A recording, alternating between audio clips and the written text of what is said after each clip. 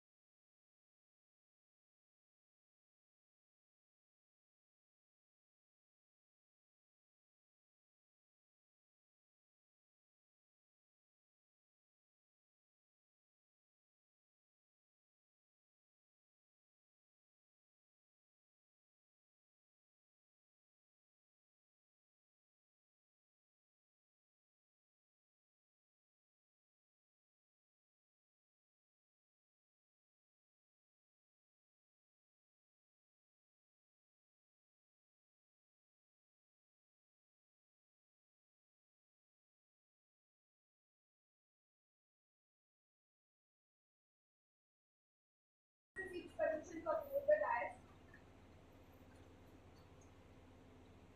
but of rights, the council seeks permission to initiate the proceedings with the statement of resolution. The petitioner hearing has approached the Honorable Supreme Court under Article 32 of the Constitution of India 1950. The petitioner affirms that they shall accept any judgment of the Honorable Supreme Court as final and binding upon itself. If the Honorable Bench is satisfied with the statement of resolution, now council proceeds with the summary of facts. So, in the entire state of Republic of America, Shalini, a young advocate, was raped on 17 January 2020, and because of this act, she was died. On 24 January 2020, on the basis of CCTV footage, the police arrested four accused persons, namely Rajesh, Javed, Naveen, and Keshav. People of the country started protesting as if they are rapists and they kill the rapists.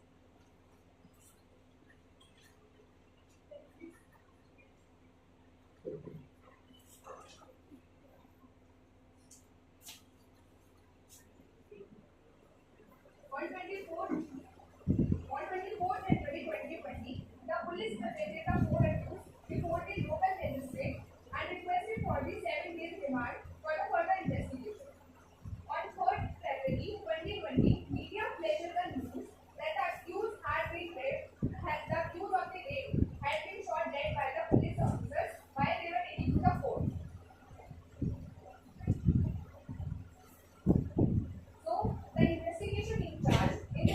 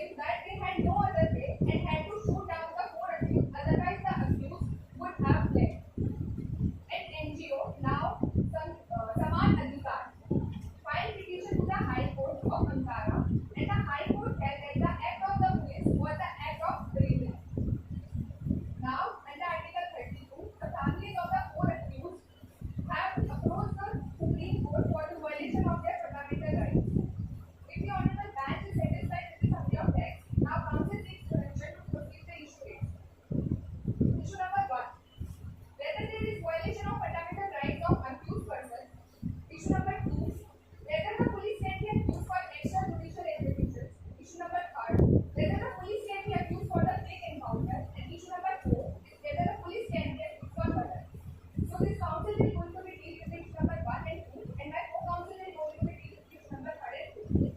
If the honorable branch is satisfied with the issue raised, now counsel is proceed to the argument number 1. So, argument number 1 is whether there is violation of fundamental rights of accused person. So, it is humbly contended before the honorable court that there has been clear violations of the fundamental rights of the accused, because the rule of law is the fundamental principle of governance in any civilized society or any democratic country. And Article 21 of the Constitution clearly stated that everyone has the right to life and their personal liberty, except according to the procedures established by law. And in the given case, the right of the accused have been violated under Article 21 because the criminal liability of the accused had not been put before the honorable court, and they had faced the consequences of death even before their trial would commence. In the landmark judgment, PUCN versus State of Maharashtra, the honorable branch gave the citation of the case from the Supreme Court on page number 10. And in the case, the genuineness of the encounters in which nearly 130 people were tried and questioned. So the court first highlighted that Article 21 of the Constitution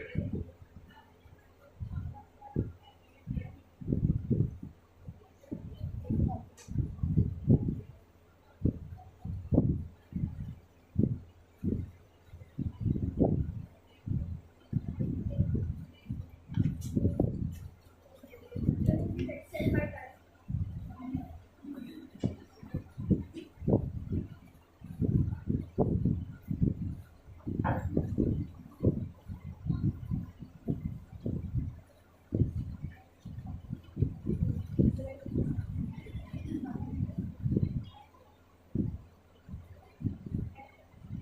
Article 21 of the Constitution the cherished right to life or personal liberty to every single citizen in the country, and then it will state to not exist to abide by the right. And also in this case, the right, the principle of natural justice has been also violated because they were not even get a single chance to present themselves before the court of law. In the landmark judgment, Kaliram versus Himachal Pradesh, court said that it is no doubt that wrongful acquittals are harmful to the society, but punishing an innocent person is very and greater harm to the society. And in the present case, all the 4 accused were killed, and they by the police without them proven guilty before the court of law and the public domain. Article 14, that is the right to swearing, also has been violated in the present case. As we can refer to Afzal Kasab case, which is a very famous case in our country. In this particular case, the heinous terrorist Ajmal Kasab had been provided the right of fair and proper trial to prove himself innocent. But in the present case, the 4 accused not even get a single chance to present themselves innocent before the court of law or the public court. Article 19 also has been violated because it guarantees the freedom of expression, and they also not get the single chance to express themselves innocently. Apart from these things, the 4 accused of the case are innocent. The further point will be stated is that as per the section 65 clause 3, it is clearly mentioned in the Evidence Act 1870 that an authority which first assures the authenticity that these electronic evidence provided is not tampered or damaged in any sense, and then issue a certificate upon which the credibility of the electronic evidence is relied. And in the present case, there was 2 main issues because of which we cannot rely on the evidentiary value of the CCTV footage. Firstly, the place where the offence was committed was near a highway road, and it was night time, due to which it is hard for a prudent person to make and guess about the identification of any person at such circumstances. Which raises the question whether we can even rely on the credibility of the CCTV footage which was spotted on the highway road and then with the traffic police. Then how it will be determined on both sides? Can we really rely on the CCTV footage to identify 4 accused persons who is named as accused, and then they are trying investigation on the basis of that evidence? Also, secondly, mentioned in the provision of Indian Evidence Act, section 65 clause 3, section 65 clause 4,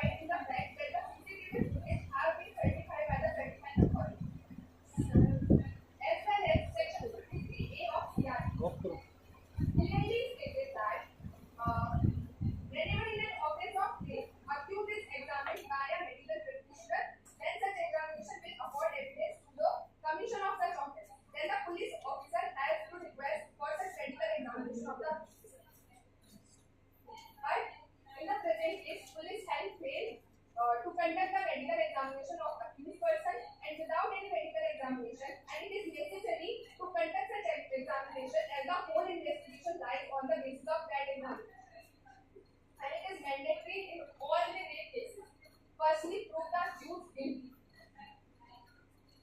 As well as international covenants on civil and political rights 1966 provide the some rights to the human being. And Article 10 of the particular covenant said that no one shall be subject to cruel, inhuman or degrading treatment. As well as we have right to liberty and security of that person. So the given things to the court clearly shows that on the average stage the four accused were totally innocent. It was the police who changed the case totally, and that's why the accused are deprived from their lives. As well as still victim also not get her justice, and the real offenders are free in the society, and maybe creating some more plans to commit further more crimes. If the Honorable Bench is satisfied with the issue number 1, the Council proceeds with the issue number 2. Issue number 2. Whether the police can be accused for extrajudicial execution. So, it is humbly submitted before the Honorable Court that according to the Oxford Dictionary, an encounter is defined as in an incident in which police shoot at a suspect criminal under controversial circumstances, which may even include their personal gain. One of main concerns that is always there during the encounter is handcuffing. While transporting the prisoners and offenders from one state to another, or from court to jail, or from one jail to another jail, and vice versa.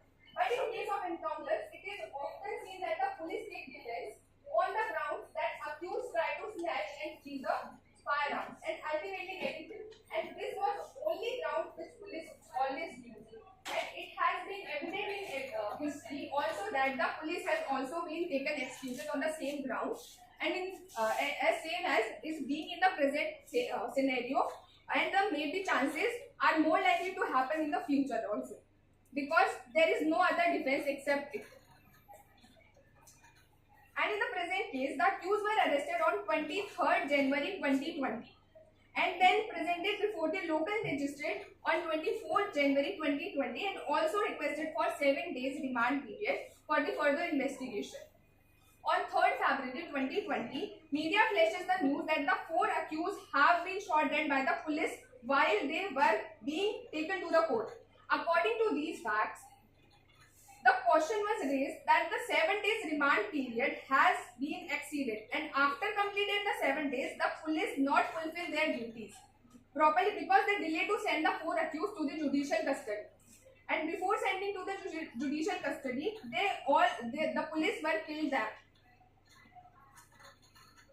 And in the landmark judgment of E.P. Royappa, the Supreme Court had categorically held that the arbitrary acts of the state are in stark contravention of the Article 14. Same as in the landmark judgment of Andhra Pradesh Police Officer Association versus AP Civil Liabilities Committee, while upholding the 16 guidelines have been issued by the Honorable Court, early have been held that the direction issued by the Honorable Court to be treated as law under Article 141 of the Constitution. So, in the case of also in the landmark judgment of extrajudicial execution, Victims Family Association versus Union of India made an observation about right to know the truth. And in the instant case, accused family wants to know the right truth. What was the happened with the persons. Apart from this, the police commissioner, while speaking to the media on 3rd February 2020, said that accused person Naveen and Keshav snatched the revolvers from a constable and jumped out from the police vehicle and fired 2 rounds in the air, and Javed and Rajesh followed them, tried to escape. The police did not find any other way to stop them but to gun them down.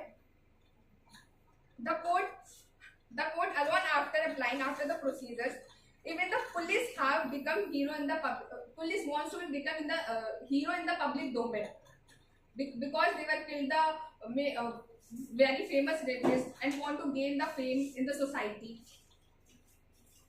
When the police commissioner was addressing the media, his body language clearly established that he or his police team has no regret to kill 4 innocent persons.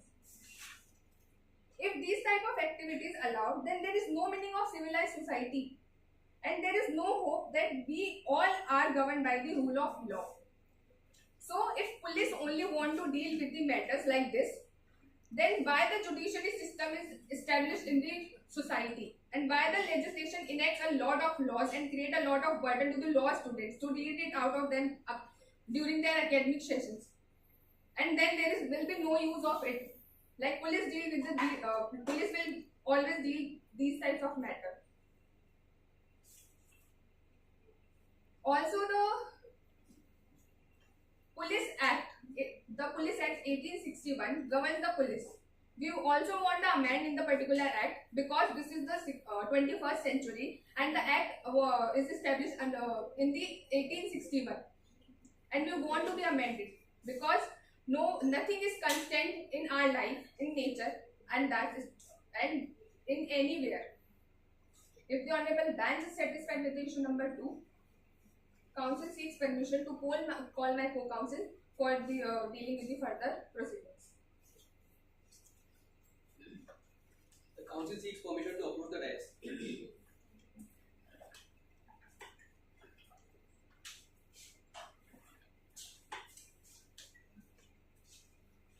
The Council seeks permission to commence the further issues. Issue number 3: whether the police can be accused for fake encounter. It is humbly submitted before the Honorable Court that the police officials are liable for fake encounter. The police has taken law in their hands and framed a fake encounter without proper investigation and without bringing them before the court for their trial is nothing but unfortunate. Such fake encounter was conducted only to divert the public reaction of a sensational gang rape against the innocent young girls and maybe to protect the real culprit, which is a very serious, painful, and not only impermissible under the rule of law, but such fake encounter killing amounts to pre-planned murders in the hands of the police officials with the help of power and public support. Now, due to the utter failure of the local police of the state of Ankara, in the night hours of 17th of January 2020, the victim, young advocate Shalini, in the state of Ankara district, was raped and murdered.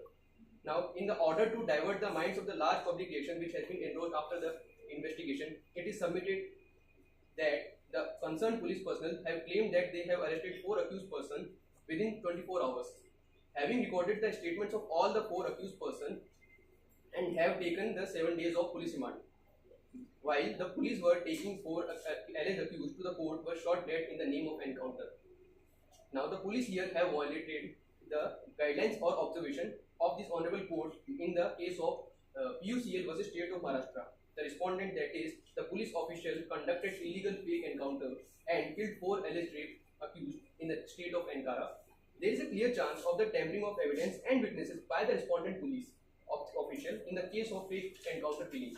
Now here, in the case of PUCL versus State of Maharashtra, the Supreme Court was dealing with writ petition questioning the genuineness of 99 encounter killings by the Mumbai police, in which 135 alleged criminals were shot dead between 1995 and 1997. The Supreme Court then laid down the following 16 guidelines as standard procedure to be followed for thorough, effective, and independent investigation in the case of death during police encounters, which are such as to record tip-off, for registering FIR, for independent probe, for magisterial probe, or for informing in HRC, etc., etc. Now, moving on, the court directed that these requirements must be strictly observed in all of the cases of death and grievous injury in police encounters by treating them as law declared under Article 141 of the Indian Constitution. Now, the latest judgment of the 3 judges of the Honorable Bench ordered on 18th of July 2019 in the case of Andhra Pradesh of Police Officers Association versus Andhra Pradesh Civil Liberties Committees stated also upholded the judgment given by the PUCL versus State of Maharashtra, and they stated that the issues directed in the previous case has been treated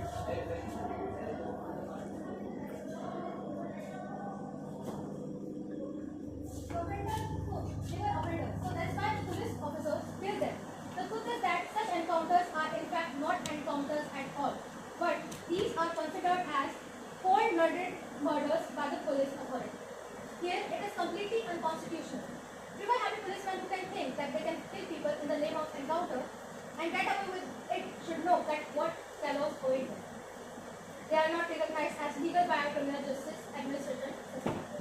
Where the recognition of inherent dignity and of equal and inalienable right of members of human dignity. Are we in the medieval ages, or do we believe in Taliban type of justice? Shielding the police for killing the suspected rapist in the name of fake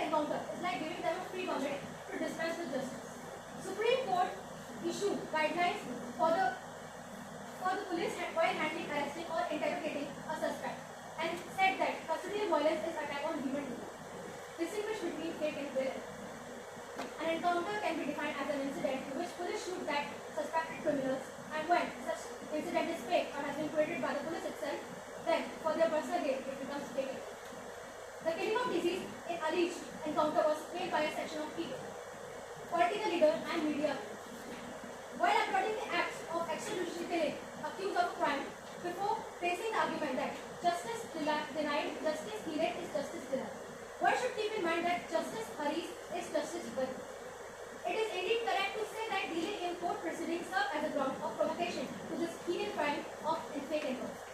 A magistrate inquiry must inevitably be held in all cases of that where such status occurred in the course of police action. The next complaint of the disease must invariably be associated in such inquiry. But in relevant case, no inquiry had been managed by the magistrate and no special team were appointed in order to investigate in the matter. Just a statement of police officer assumed to be true in aspect of feelings for murder of child. It needs to be investigated closely whether any death occurs due to fake encounter or genuine. There was an imperative need of ensuring the guidelines of law and order to do in fact observe the code of discipline expected of them, and that they were functionally strict as protectors of innocent citizens.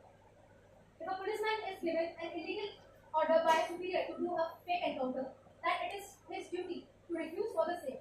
Otherwise, he will be charged for murder and it may cause to extend to sentence to death also.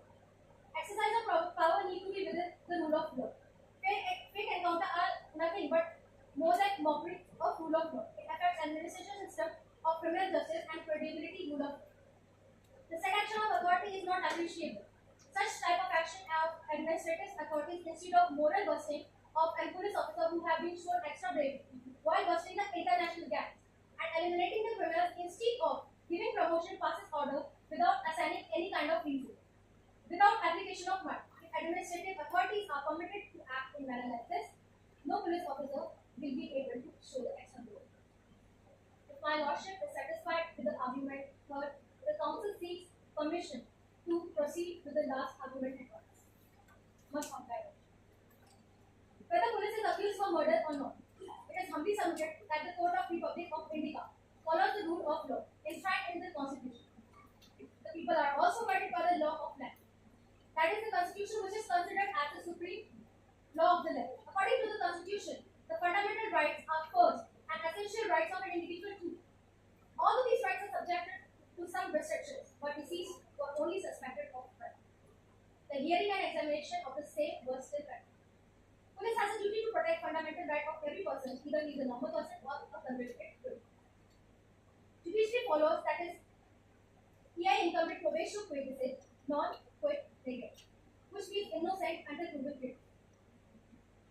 That's why the judicial system follows a lengthy procedure and contends that 1,000 culprits can escape, but one innocent shall never be punished. These counsel wants to justify the allegation by the facts of the case in which police threatened the family of the foe and angrily made statement that they had no chance of being safe. The whole country was against the act done by them. Police officers aren't supposed to make such statements. And when the poor person get to know about this threat and protest, they might got anxious and try to escape out of the police custody. But here, the duty of police officer was to warn them. Being an experienced and trained police officer, they shot them dead instead of shooting them below their knee as per the standard. As fact, investigation in charge stated that Naveen and Keshav snatched a revolver from the constable and fired in the air, but Rajesh and Javed were unarmed. Then why they were also shot by them? So here, according to the facts of the police officers who shot them dead, are accused of culpable homicide amounting to murder. All murders are culpable homicide, but all culpable homicide are not murder. The sole contention of the council is only that if accused had no intention to cause death, and facts established fully fall under the section 300 of IPC, and such offence is committed as murder. It can be referred as murder under section 300 of IPC 1860 that defines culpable homicide as murder if the act is done by with the intention of causing death, or if it is done with the intention of causing bodily injury as is likely to cause death of the person, or if the inflicted body injury is sufficient enough in ordinary course of nature to cause death, or if there is a knowledge involved that the act is done so fatal that in all probable case it can cause death, or such bodily injury as is likely to cause death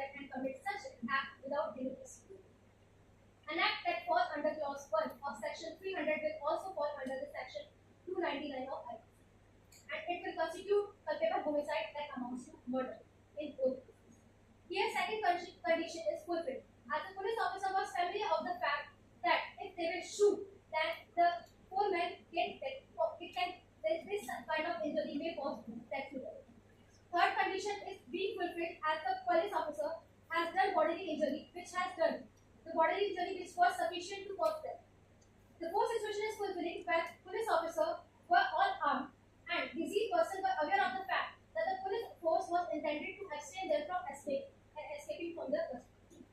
As they threatened the family of the foe, the statement of police officer will look like that they were angry on the act done committed by the Naveen and Keshav, Rajesh and Jayoti.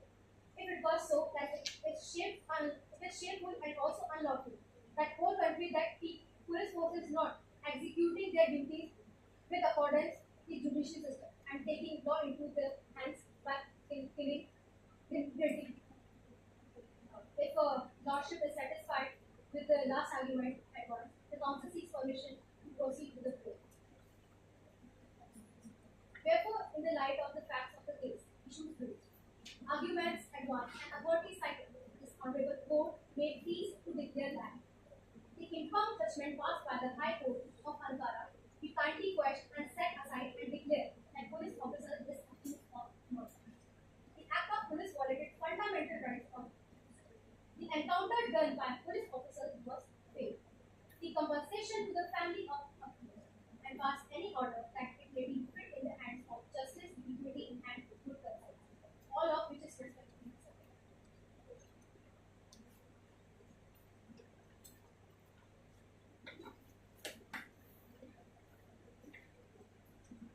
The permission of the bench, the council would like to approach the right. Ladies in the bench, council seeks permission to address this bench collectively as the lordship and individually as the lordship and lady. Thank you for the this is co-counsel 1 on the behalf of respondent and with my co-counsel 2. I will be dealing with the issue first and second, and my co-counsel will be dealing with the issue third and fourth. As for the jurisdiction concerned, there are some concerns from respondent side regarding the jurisdiction. As it is the duty of the government to respond on the volume of the of the court, but there are some concerns as the petitioner has invoked the Article 3 of the Constitution of India, but in the same they have mentioned the name Saman Adhikar, that is appellate, and the Republic of India, that is respondent. Your leadership in this present case, as they are representing the petitioner, but they are mentioning that they are naming the case in the name of applicant and respondent. So this should be taken in cognizance, and with your permission, council would like to address the facts of the case. My objection. As far as the factual matters are concerned, the leadership, Charlie was a young advocate who just passed the college and started practicing. She was very passionate about her work and always the last one to leave her workplace. On 17th of January 2020, around 9:30 p.m., while she was returning from the workplace on her scooty, she noticed the four men desperately asking for her at the road. Out of curiosity, she stopped and she found that the two men were asking, and one of their friends was lying injured at a distant place. So she was accompanied to the distant place by two men. On her way, she realized that she forgot her phone on the scooty, and as she returned to get the phone, she found that the two-wheeler tire was punctured. She called her sister around 9:25 p.m. to inform about the incident. All of a sudden, the two men came, approached by other men, and started touching her in the wrong way. Then they dragged the girl to a distant place and raped her one by one. And in fear of not getting caught, the four men put petroleum in her body and burned her alive till she was dead. And rather, they ran away towards the nearby village. The Lordship, on 18th of January 2020, the partly burnt body was found by a farmer, and later on it was informed to the police. After confirming the identity of the victim, the police started various investigations and found a CCTV footage that was installed near the road. On the basis of that investigation, the police arrested the four accused, that is Javed, Rajesh, Naveen, and Keshav. On 24th of January 2020, the police presented the fourth accused in the front of magistrate and asked for a 7-day remand. That was granted. And on 3 of February 2020, when the police were taking those accused to the court, the two accused, namely Naveen and Keshav, snatched the revolver from the constable while they were being taken to the court and jumped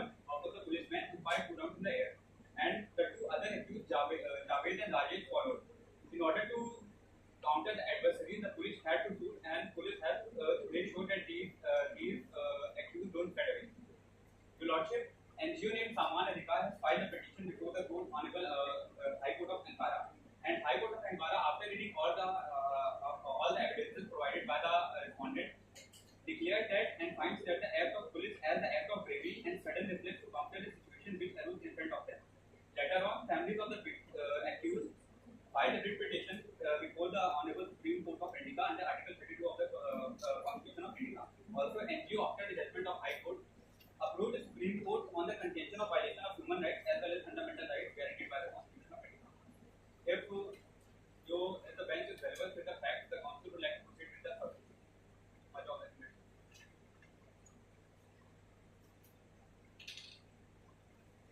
My first issue goes as whether there is a violation of fundamental rights of the accused person, and it is humbly submitted on the behalf of the respondent before this honorable court. The foreman was accused of rape and was killed in the crossfire. Police arrested the accused on the basis of proper investigation and the solid sets of evidences. The police followed proper procedure and procedure that was established by the law of the land, and in no way has violated the fundamental rights of the accused. It's only the circumstances that were created by the accused which led to the killing of the accused. Your Lordship, the petitioner has stated before me, and in no way they have mentioned the circumstantial conditions that are present in the fact sheet, and they totally forget to mention what are the cases and how the accused has created the situation where they can be held liable. And to prove that there is no guilty mind or there is no prior intention of the policeman to kill the accused, Council would like to present contention, and my first contention goes as procedure established by law was followed while entering the accused. Your Lordship, as per the factual matters is concerned in the present case, the police started the various investigation, and police arrested those accused on the basis of the circumstantial and prima facie evidences. Police has no prior bias regarding the accused and has no prior intention to held liable on the basis of false allegation. But as far as circumstantial evidences are concerned, CCTV footage was collected that was placed near the highway for a traffic control, and on the basis of that CCTV footage, police identified the four accused, namely Javed, Rajesh, Naveen, and Keshav.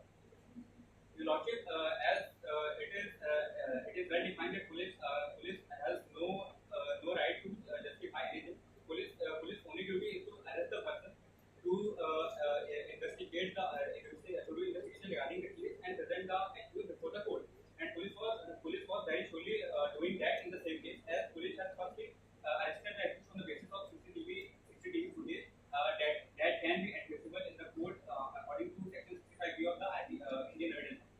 Secondly, police followed the proper procedure as per mentioned in the section 57 of the JVWU, which states that the person arrested not to be detained more than 24 hours. No police officer shall be detained in the custody a person arrested without a warrant for the longer period than under the circumstances of a case is reasonable. And such period shall be in the absence of special order of the magistrate under Article 165. Exceed 24 hours excluding the time of the journey can be arrested by the court of magistrate. In the present case, investigation needed more than 24 hours. So for that convenience, the police has approached the magistrate and it is well mentioned in the fact sheet. After the remand period of 7 days has been granted, the police started investigation. And after that, the investigation period is over. The police the accused were being taken to the court by the policeman. And in the meanwhile, on 3rd of February 2020, when the accused were being taken to the court for the further proceedings, it was circumstances that were created, and the two accused, namely Naveen and Keshav, snatched a revolver from the police. The Lordship, petitioner has raised the concern that why in the presence of 10 policemen, how is it possible to snatch the revolver? Your Ladyship, to draw your attention, it was a policeman and to accommodate all policemen under the same roof, it is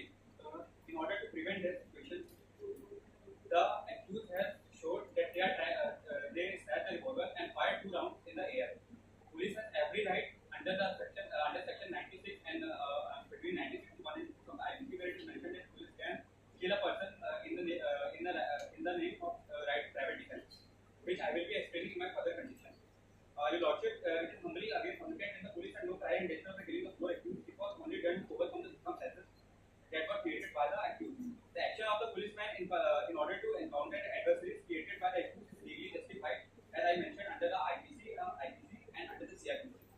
Lordship, the right to private defense is a natural right and inherent to every human being, and this is recognized under the article under Section 96 of the IPC. And the provision states that nothing is an offence which is done in the exercise of right to private defense. Section 100 of the IPC states that the right to private defense of the body extends under the restriction mentioned in the last preceding section. The voluntary causing death of the person or harm in the offence which occasions the exercise the right of any of the description wherein after enumerated namely firstly, such assault as may be reasonably cause the application that death will otherwise be consequence of such assault. Secondly, such an assault or may be reasonably cause the application that a grievous hurt will otherwise in the consequence of such assault. Thirdly, an assault with the intention of committing rape. Fourthly, an assault with the intention of gratifying unnatural lust. Fifthly, an assault with the intention of kidnapping or abducting. Your Ladyship, as per the section 100 of the IPC is concerned, it clearly enumerates the situation in which the right of private defense of the body can be extended, and first where the assault in any such reasonably cause application that the death of the otherwise is consequent in such assault. And it is in the present case it is pretty clear by the actions of the accused that they were trying to fled from the legal custody of the police, and they have threatened the very life of the police person. Your Lordship, our petitioner has also contended that why we didn't shoot in the leg or knee. So it was a panic situation, and it was in the sudden provocation that our constable has don't time to think. After that accused has fired 2 rounds in the air. They were in the panic, and they caused some sudden ruckus that they fired, and in between the cross firing, all the 4 accused were dead. Your Lordship, to solidify the fact that why we didn't handcuff the accused in the case of Prem Shankar Shukla versus Delhi administration, Justice B.R. Krishna unequivocally communicated that handcuffing is by all opinions savage and as need are silly in unfilling is a vital plus. Furthermore, we urge on the every basic level to investigate and the legitimization offered by the state for the establishing or limitation of the handcuff. Indeed, the battling instance for getting the prisoner from getting away from the protection is the character is barbaric in nature, and it should be followed by every policeman. Also, in the case of in the Citizen for Democracy versus State of Assam, the Supreme Court generally gives its opinion that the severity of the police for putting shackles and sleeves in the prisoner is a clinically unfair and is a violative of the principle mentioned in the Article 21 of the Constitution of India. Your Lordship, as I mentioned and as I presented the fact, it is pretty clear that all the procedure that was followed by the police is legally justified under the law of the country, and police has no prior intention to kill the accused. It was only the circumstances that are created by the accused that led to the killing of all. So my second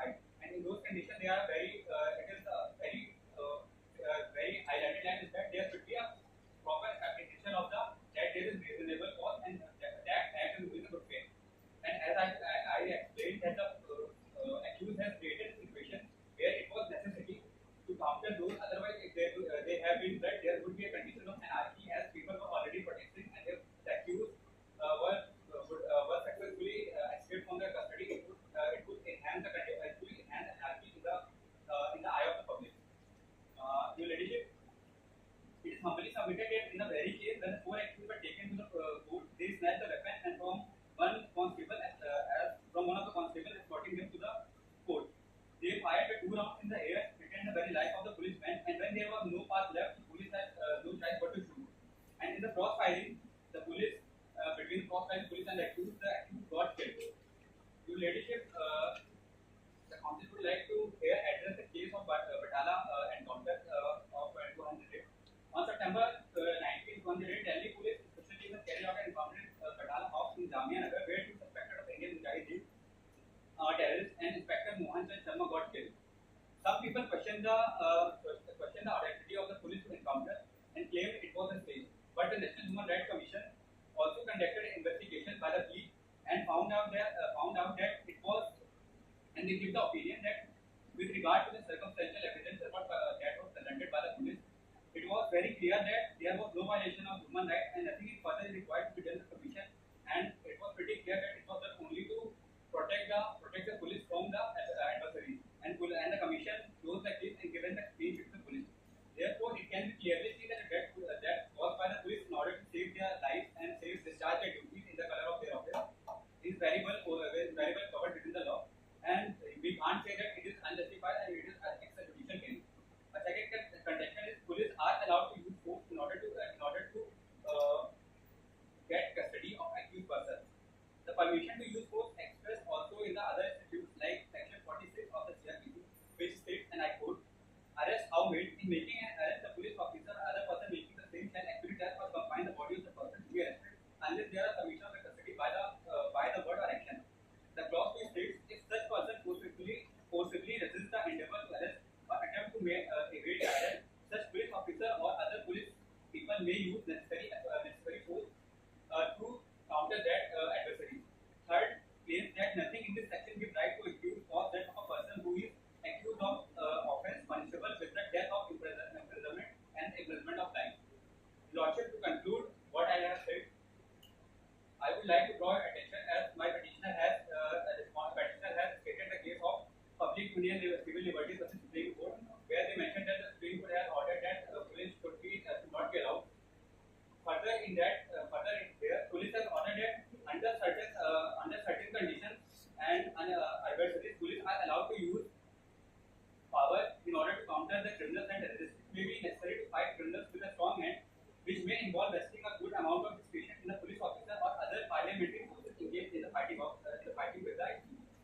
So, leadership, to conclude, it is humbly submitted that the use of force by the police in the circumstances where the accused assesses coping with the police is justified by the law, and in no term it can be said it is extrajudicial killing, as it is well defined within the law of the land.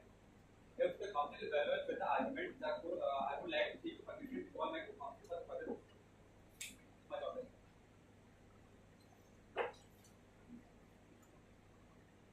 The council seeks permission to approve the matter. Much obliged, Your Worship.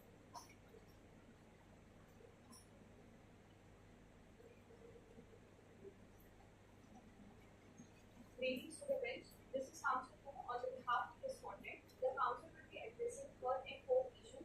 If your lordship permits, the counsel would like to address third issue, which states that whether the police can be accused of fake encounter.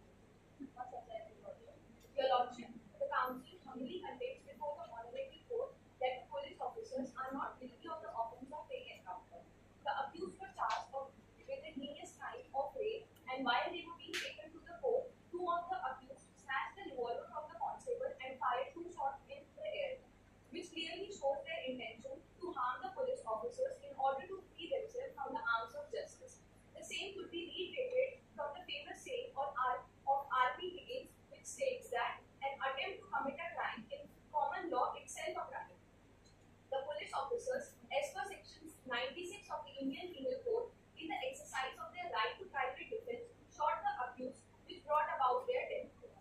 The accused were charged for the offence of rape, which has been defined under Section 375 of the Indian Penal Code, and whose punishment has been mentioned under Section 376D of the same code. As per Section 376D, the accused for gang rape shall be punished with the rigorous imprisonment for a term not less than 20 years and which may extend to life imprisonment.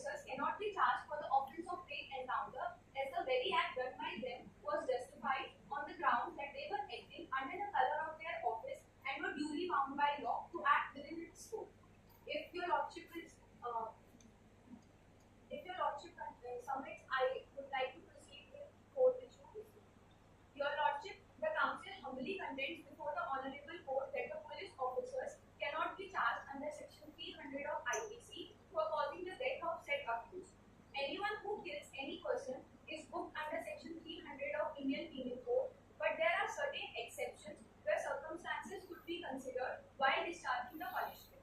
The police officers cannot be booked under Section 300 of IPC, and as they were acting under the color of their office, and their act is well protected under the said exception given under Section 300, that is, the person exceeds the right of private defense and public servants exceeding their powers. The council here would like to read the bare provision of Section 300 of IPC.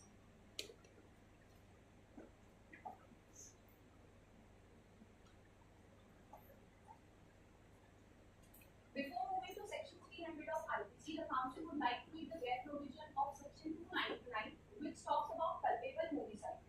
Whoever caused death by doing an act with the intention of causing death, or with the intention of causing such bodily injury as is likely to cause death, or with the knowledge that he is likely by such act to cause death, commit the offence of culpable homicide. The exception 2, 3 and 4 of Section 300 of IPC states that exception 2, culpable homicide is not murder in the offender in the exercise in good faith of the right of private defense of person or property, exceeds the power given to him by law and causes the death of the person against whom he is exercising such right or defense without premeditation and without any intention of doing harm that is necessary for the purpose of such defense. Exception 3 talks that culpable homicide is not murder if the offender, being a public servant or aiding or public servant acting for the advancement of public justice, exceeds the power given to him by law and causes death by doing an act which he, in good faith, believes to be lawful and necessary for the due discharge of his duty as such public servant and without ill will towards the person whose death is caused. Exception 4. Culpable homicide is not murder if it is committed without premeditation in a sudden fight, in the heat of passion, upon a sudden quarrel, and without the offender having taken undue advantage or acted in a cruel or unusual manner.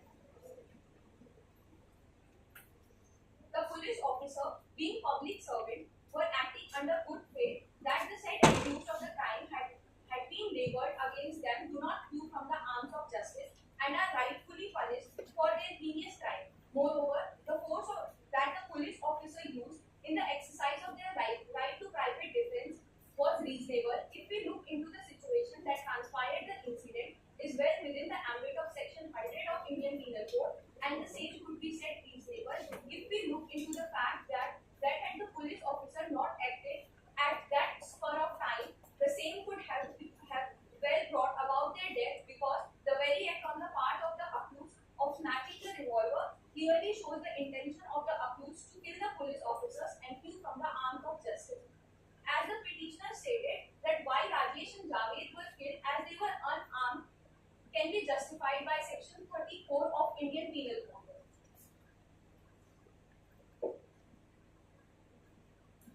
Section 34. Acts done by several persons in furtherance of common intention. When a criminal act is done by several persons in furtherance of common intention of all, each of such person is liable for that act in the same manner as if it were done by him alone.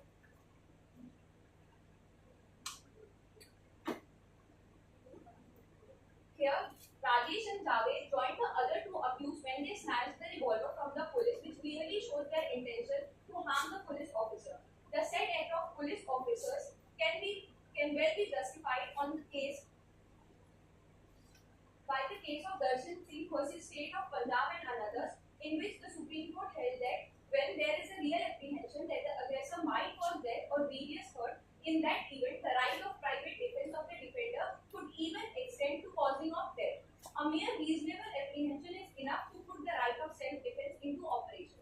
The Supreme Court in the case of Suresh Singhal versus State has held that mere reasonable apprehension of danger to life is enough to put the right of self-defense into operation, and it is not necessary that there should be an actual commission of the offence in order to give rise to the right of private defense. If the council agree, if the lordship agree, I would like to proceed with here.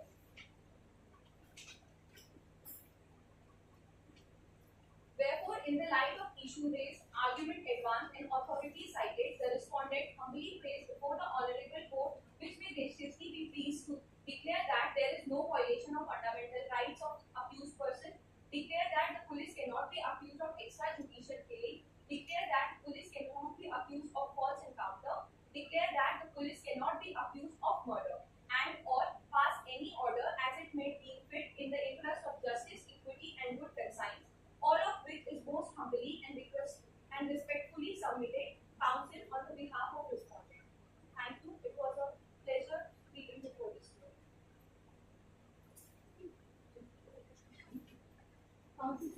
Commission to start with the review. Counsel seeks permission to approach the court.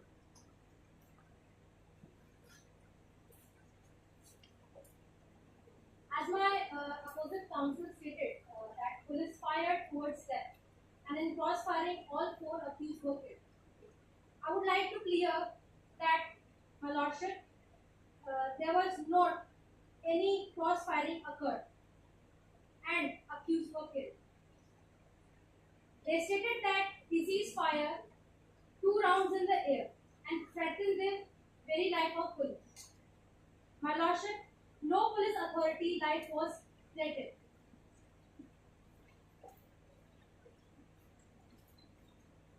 The opposite counsel called the 4 persons that were encountered as accused. But my lordship, it is totally wrong to call them accused without any trial, because Republic of Indica follows the principle that one is innocent until proven guilty. Also, my opposite counsel stated that police had no intention of causing death of disease. Under Section 106 of Indian Evidence Act defines burden of proving facts, especially within knowledge. Counsel seeks permission to start the clear provision of Indian Evidence.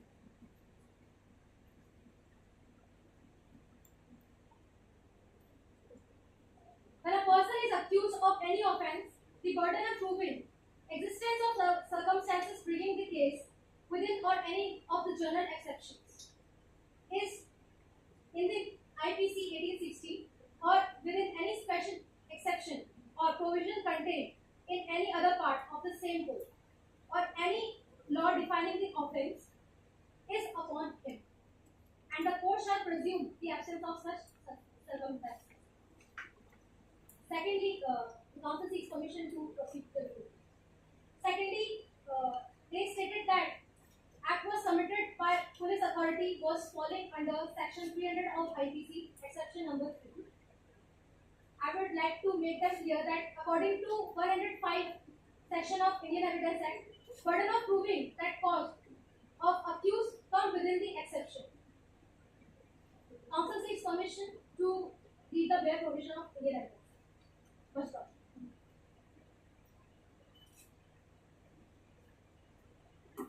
Burden of proving facts, especially within knowledge. When a person does not act with some intention other than that which the character and circumstances of the act suggest, the burden of proving of that intention is upon him. If counsel seeks permission to end the review.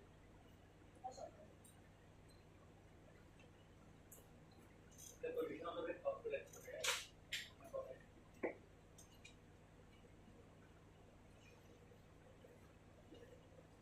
as petitioner has questioned that we have violated Article 14 of the Indian Constitution. So I would like to state in the fact sheet, and as I have presented my argument in advance, that the circumstances were the reason for violation of the Article 40 is not fully on the side of police officers. First of all, police were doing their duty. They have arrested the person on the basis of solid evidences. They were doing their duty and they were presenting them before the court. From police end, we can't say that the police were trying to stage an encounter and they were trying to curtail the Article 14 under the Constitution of India. It was only on the side of the part of the accused that they created a circumstances that in order to prevent the circumstances, police has to do. And police, the action of the police is very well justified by other sections of the and by the law. Second question that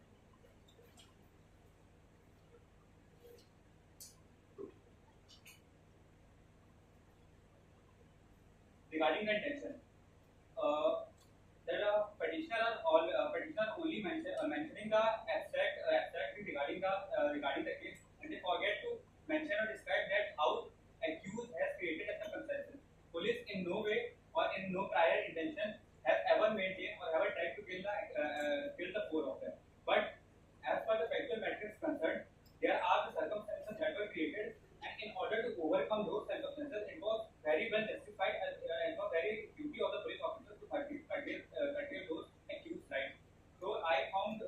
found no reason that why those accused weren't killed during those encounters. Thank you.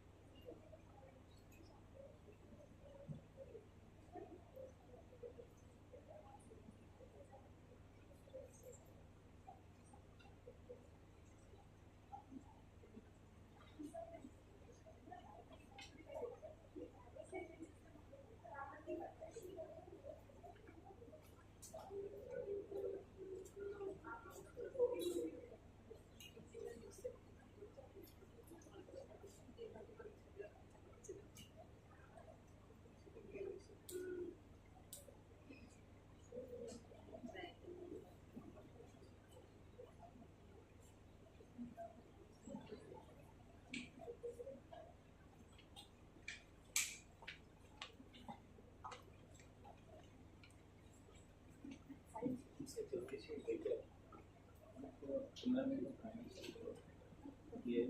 आए तो ले लिया madam sir file ले ली हाँ ले लो अब एक minute आप आएंगे सर हाँ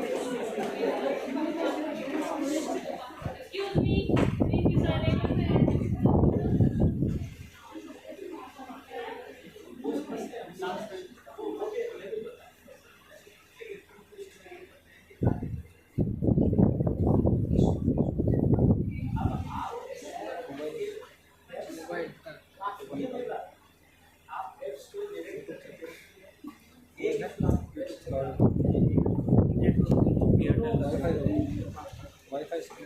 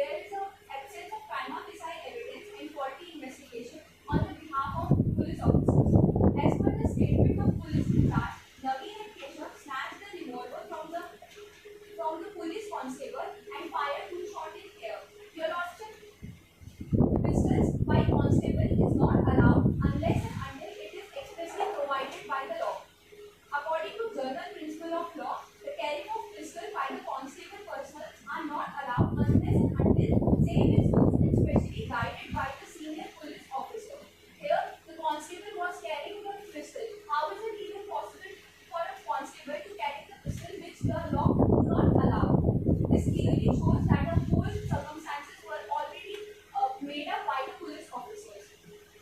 And even if we believe that the accused snatched the revolver from the police officer, how is it even possible to snatch a revolver from 10 armed police officers?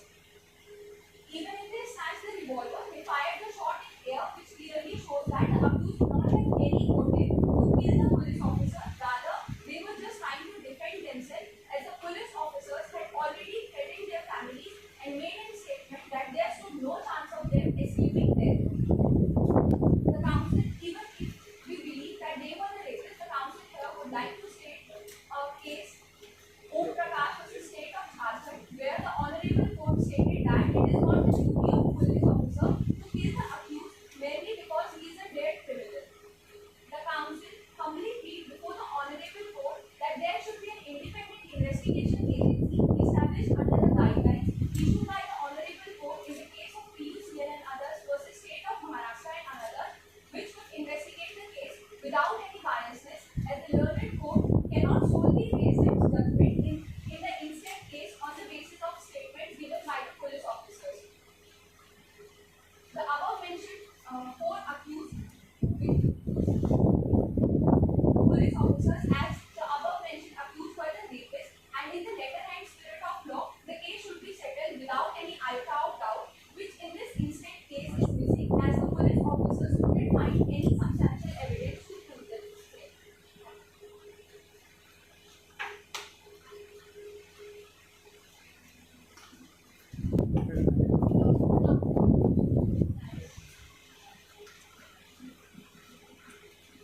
May it please the court. Good afternoon, your ladies. Council seeks permission to legislate the accusations. Much obliged, your ladyship. Good afternoon. Your ladyship, in the present matter, by the engineering Samanadita and family to the court, there are 32 constitutional. Your ladyship, before proceeding towards the argument, the council would like to sum up the facts in brief. Your ladyship, there was an unfortunate event of rape and murder of a young girl, and this news became viral all over the country. Your ladyship, meanwhile, police through investigation had arrested those four accused and put them on 7 days. But really, when those policemen were taking those accused for the trial, those accused tried to escape from the custody of the police officer. Your ladyship, finding no other way, police had to shot them down. Your ladyship, today the council will be dealing with the second position, that is extrajudicial execution and taking off. Your ladyship, the council would proceed to the second issue. The next submission of the council is that police cannot be accused of extrajudicial execution and fake encounter in the present matter. Your ladyship, because the fake encounter in the present case and causing deaths of the four accused do not constitute any crime. Your ladyship, as stated by the petitioners, that there was no malafide intention and there was no motive of the accused to escape from the custody. Your ladyship, had it been a situation that those accused would not have any motive and malafide intention. Your ladyship, they would not have escaped from the custody of the police officers, and they would have cooperated with police officers with the further investigation and the trial. Your ladyship, the petitioner's argument itself contains the fact that there was motive and there was also malafide intention on the part of those accused. Further, your ladyships, in the present case, police cannot be accused of fake encounter and extrajudicial execution due to two conditions. Firstly, while exercising the right of private defense, and secondly, under the authority which is provided by Section 46 of the Code of Criminal Procedure, the police is allowed to use force. Your ladyship,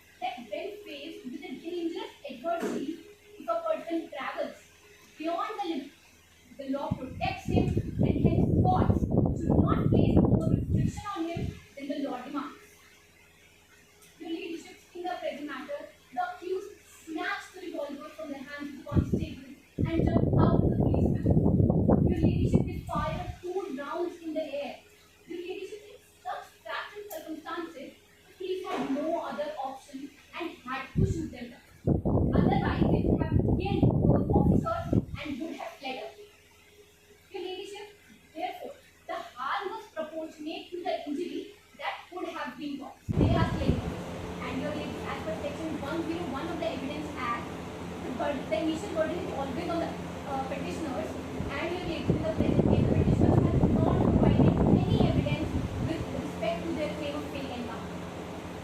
Your ladyship, also in the case of Perry Farm versus state of Tamil Nadu, the Honorable Court has held that in the case of any reasonable doubt, the benefit of such reasonable doubt has to be extended in favor of the police.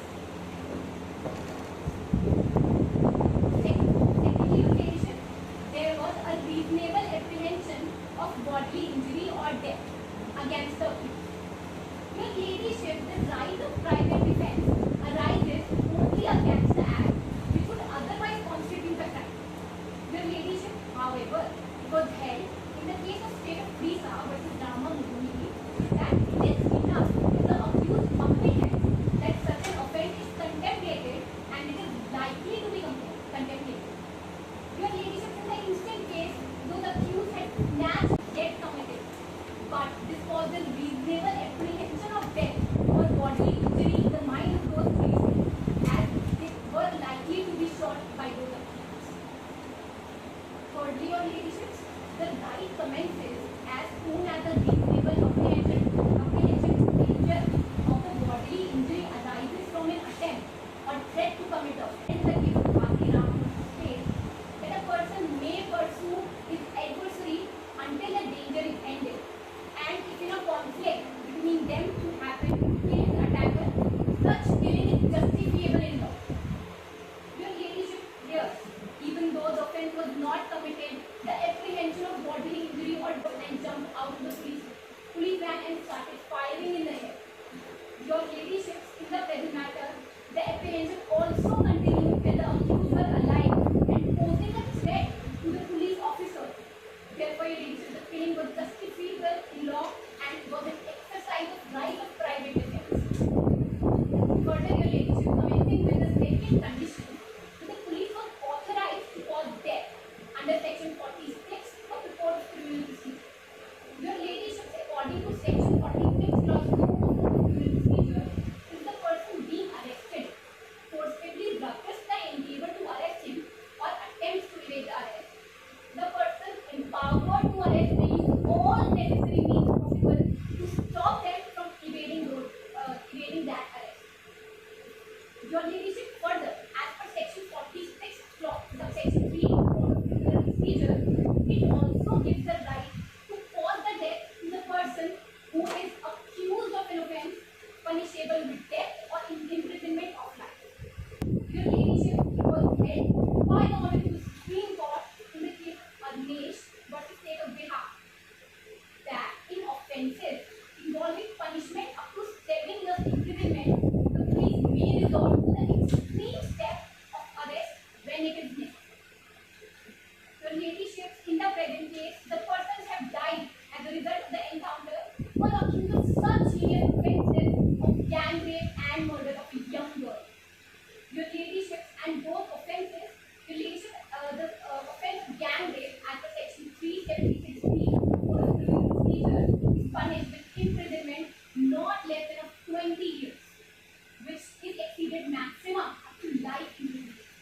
Your ladyship, in such a case, the accused took a pistol from the constable and tried to flee from the custody.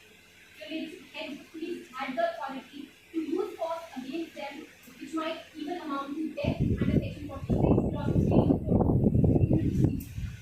Your ladyship, concluding the argument, the counsel would like to state that in case the police did not shoot the accused, they would have fled.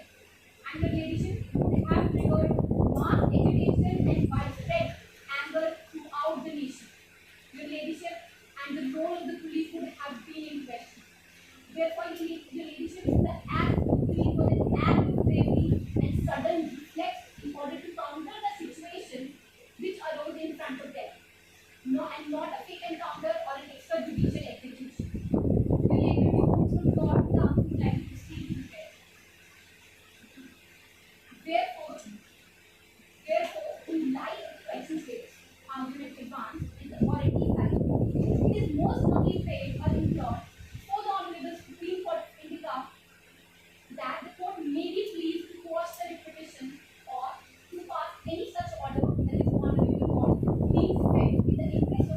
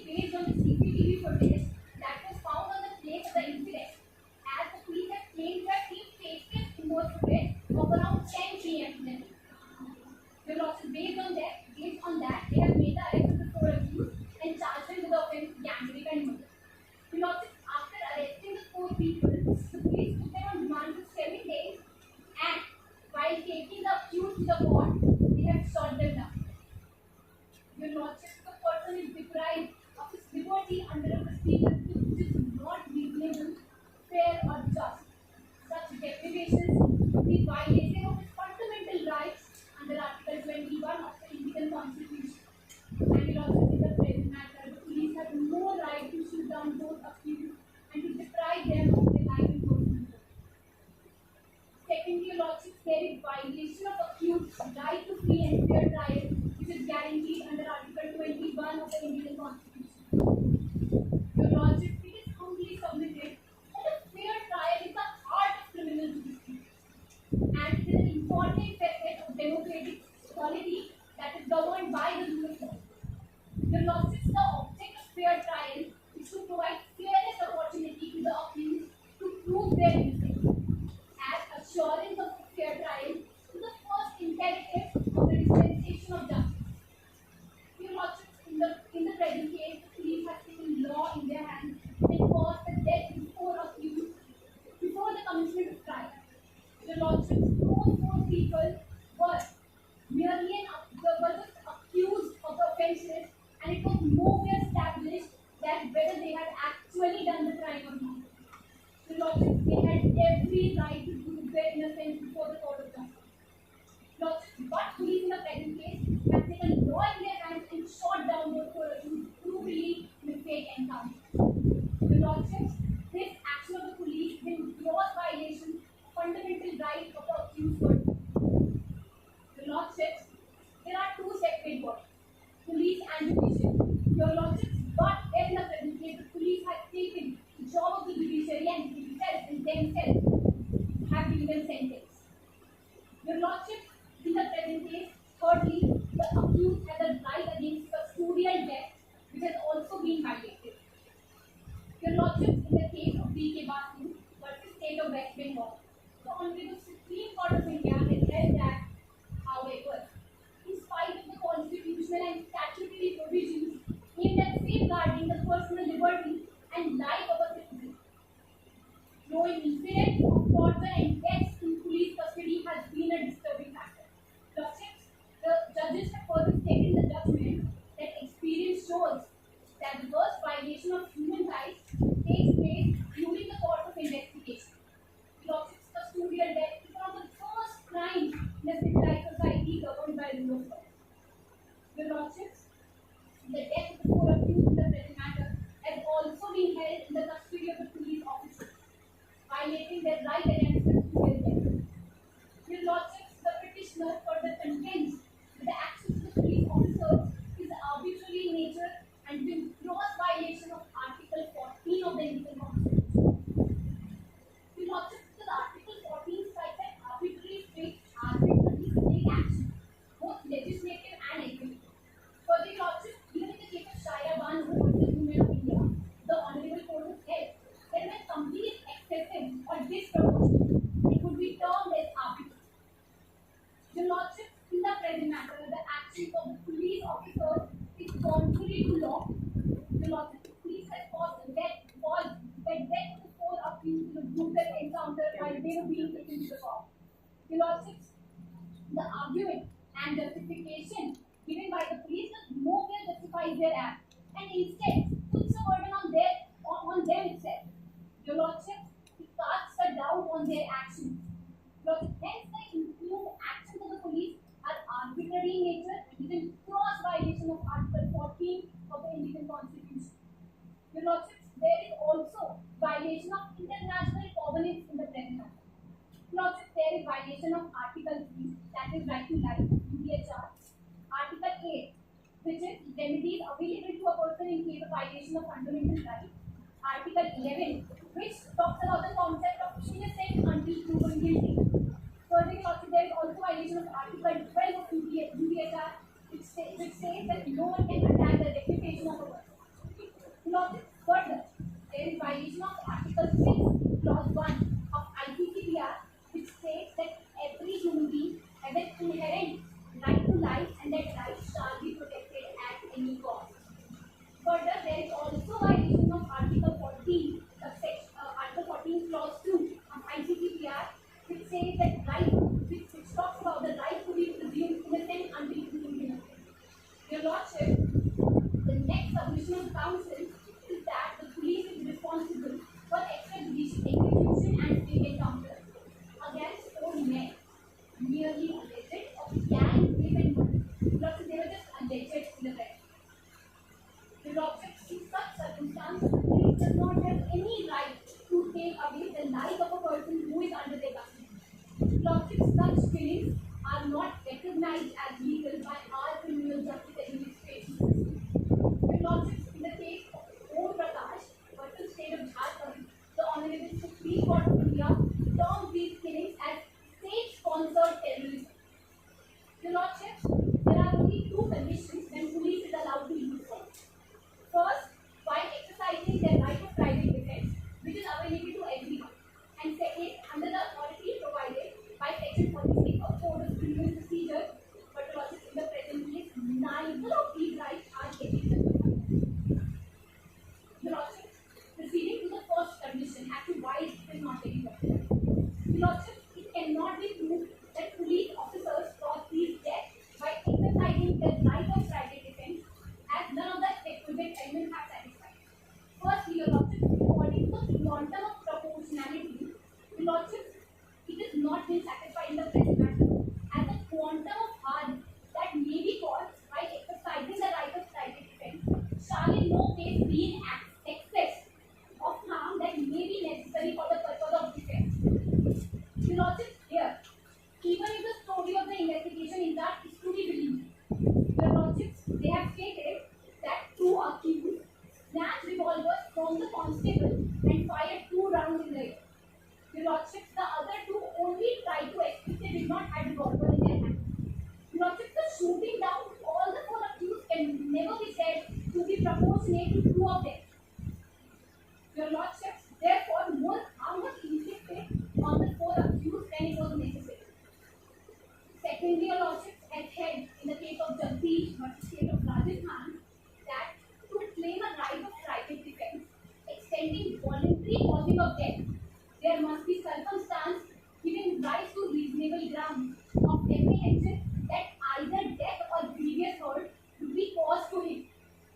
But Your Lordship, in the present matter, the incident could not be claimed to have caused an apprehension of grievous bodily injury or death in the minds of the policemen, as claimed by the police themselves, that 2 of the accused had done. But Your Lordship, there were 10 armed police officers present at the scene. Your Lordship, considering this fact, it is not possible for those 2 accused who snatched gun and to flee away from the policemen when 10 armed policemen are present in that. Thirdly, Your Lordship, in the case of Madan versus State of Madhya Pradesh, the Honorable Court has held that the right commences as soon as a reasonable apprehension to danger of the body arises from a threat to commit offence. Merely firing 2 shots in the air cannot be said to reasonably give rise to present imminent danger to the 10 armed police officers. Although, Your Lordship, even if it is to be considered that such apprehension was there, Lordship, it cannot be accepted the apprehension began with air firing, since there was the presence of 10 armed police officers, or that such apprehension would have discontinued if police officers would have taken other measures instead of shooting down the 4 accused in a brutal encounter. Your Lordship, therefore, degree of self-defense by police cannot be used to rationalize a targeted premeditated killing of suspects in custody.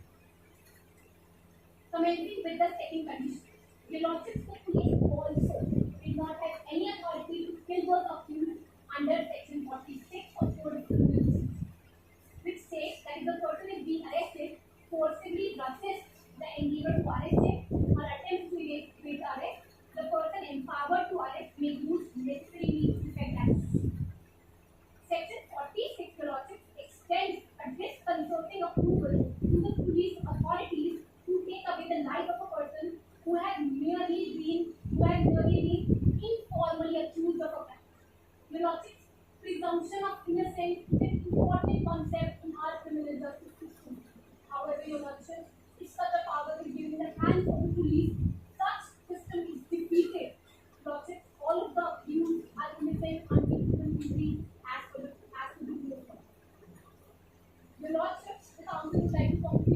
submission by stating that it has been held in the case of Rajkumar versus Haryana that merely because the person is a dreaded criminal or is accused of an offense, the police officers cannot kill them in cold-blooded murder and must have made all the necessary efforts to arrest them. Lots the police in this case have made no efforts to stop the accused from fleeing away and shot them down all the four accused in brutal encounter. Hence, the lots of the police cannot rely on Section 46 or Section 3 for its procedure to justify their act of encounter, and also they cannot believe that causing of death of the accused in the absence of provocation is a sovereign state function. Much applied to also use the honor argument for things. With due permission of the court, the council would like to call the points for council to the last point.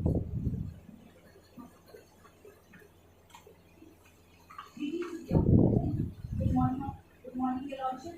Your Lordship, this is second counsel from the side of Petitioner dealing with the last issue pertaining to whether police can be accused for murder. Your Lordship, today the council's endeavour is to tell the court that Your Lordship responded the police in the present case has purposely encountered all the four accused alleged of rape and murder. And to prove the same, Your Lordship, the council shall be making two votes of conviction. First, Actus was established in the present case, and second, Mencia is also getting established in the present case. Your Lordship, moving towards the first goal of my submission, that is, Actus is established in the present case. Your Lordship, the essential feature to be taken in note for the assessing the Actus is whether the act of the accused person did reach to a point which actually constituted the crime. Your Lordship, here it is pertinent to note that the respondent in the present case, the police officers themselves have accepted that they have committed the act. Your Lordship, with respect to the Actus, the council has two broad submissions. First, there was a planning and preparation on the part of the police officers, and second, justification given by the police officers for an encounter is totally unrealistic and unreasonable. Your Lordship, with respect to the first submission, that there was a planning and preparation on the part of the police officers, Your Lordship, in Shiv Bansal versus State of NCT of Death, the Honorable Supreme Court has held that planning and preparation are the two most essential stages of a crime. Your Lordship, by the virtue of Section 6 of the Evidence Act, the conduct of the accused person is relevant if such conduct influences or is influenced by any fact in issue. Your Lordship, if you may kindly refer to page 1, paragraph 4 of the fact sheet. If your Lordships are with the council, Your Lordship, the two of the accused, Mr. Keshav and Mr. Nameen, took the revolvers from the police constables and tried to escape. But Your Lordship, in the present case, rest two of the accused, Mr. Rajesh and Mr. Javed, were unarmed. Still, Your Lordship, in the present case, police officers deliberately choose to murder all the four accused of murder and rape of a young advocate. Your Lordship, if you may kindly refer to page 1, paragraph 3 of the fact sheet. Your Lordship, when this news became viral all over the country and social media, then Your Lordship, people across all over the country started protesting against the accused, and hashtag kill the rapist became trending all over the social media. Moreover, Your Lordship, people from various political backgrounds, film industry and media houses started demanding for speedy justice for the death and rape of the young advocate. Now also, Your Lordship, government also took initiative for a speedy disposal of the case. Your Lordship, this clearly proves the actions of the police, media, political background that these all events created a huge pressure on the mind of the police officers to dispose of the case at the earliest. So, Your Lordship, the act of the police officers clearly indicates that they had a prior planning and preparation to kill the accused, whether they tried to escape or not. Your Lordship, these all connected circumstances in a high probability point towards the only thing that the act was done by the police officers with a proper planning and preparation.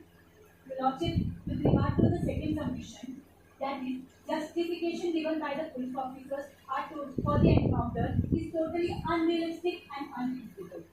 Your Lordship, in the case of Om Prakash versus State of Jharkhand, the Honorable Supreme Court has said that not the duty of the police officers to kill all the accused merely because these are dreaded criminals.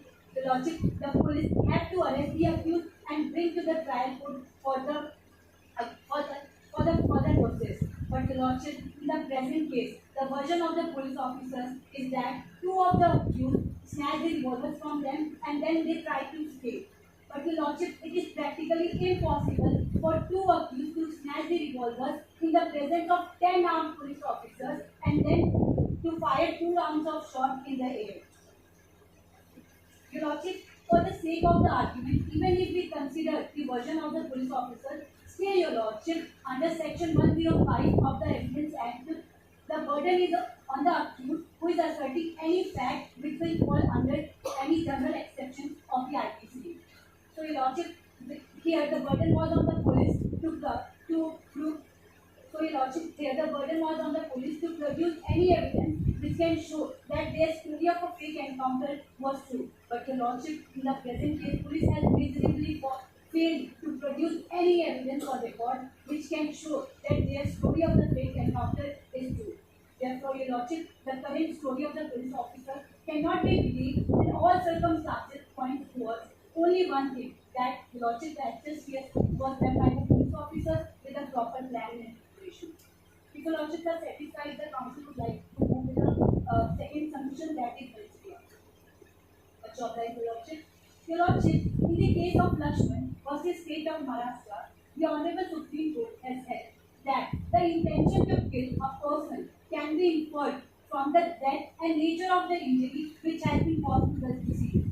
Your Lordship, in the present case, the intention of the police officer was to kill all the 4 accused alleged of rape and murder. And Your Lordship, the same can be inferred from the fact that the police officers killed all the accused all the accused by shooting them. Instead, they had the chance to catch them by other way, like shooting them on the body part, which was not vital in nature, which would have saved them, and also police officers could have easily got them. But Your Lordship, had it been the intention of the police officers to just stop the accused and catch them, then Your Lordship, they could have used other methods instead of shooting them. Your Lordship, police officers in the present case shot down all the 4 accused instead of catching them. Your Lordship, this act of the police officers clearly indicates that they had a prior intention to kill all the accused, irrespective whether they tried to escape or not. So, Your Lordship, both the actors here and mens rea of the crime are getting satisfied in the present case. Moreover, Your Lordship, in the present case, police, they themselves executed the death sentence without producing any evidences, any eyewitnesses, without due process of law, without conducting trial, without examining and cross-examining the witnesses. So, Your Lordship, the council would like to conclude a submission by quoting the lines of Martin Luther King, an American activist, that injustice anywhere is a threat to justice everywhere. Your Lordship, if the police officers start taking law into their own hands, it will result in a gross injustice to the society at large, and Your Lordship, the policemen involved in such commissions of offences should not be let off the hook, and Your Lordship, an example should be set in order to better such circumstances. Your Lordship, resting the submissions that the council would like to proceed. Much obliged, Your Lordship. Therefore, in the light of the question stage, argument advanced, authority cited, it is most humbly prayed and implored before the Honorable Court that the court may be pleased to allow the writ petition and to issue the writ of certiorari and to pass any order which the Honorable Court deems fit in the interest of justice, equity, and good conscience. Thank you, Your Lordship. It was a pleasure being with you.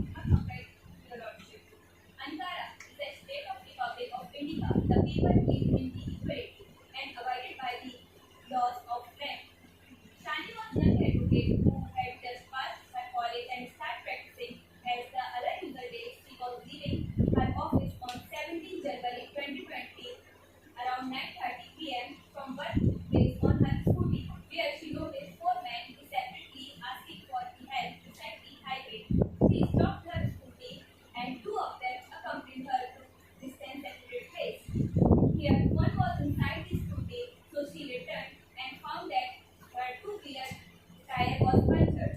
She called her younger sister Nancy at 9:35 p.m. to inform her. Four men came towards her and started touching her in a wrong way, and then dragged the girl to a distant place and raped her one by one.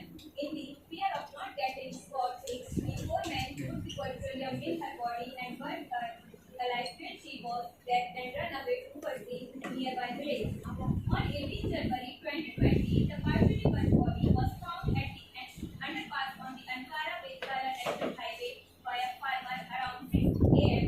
Here he informed the village serpent who alerted the local police. After confirming that the victim was a female, police verified the recent female missing case and with the help of the headband and the scarf, the family member were able to recognize her that she was Shani. Your Honor, I really want to mention this particular point here. By looking at CCTV footage, the police saw some faces where the recording timing showed around 10 p.m.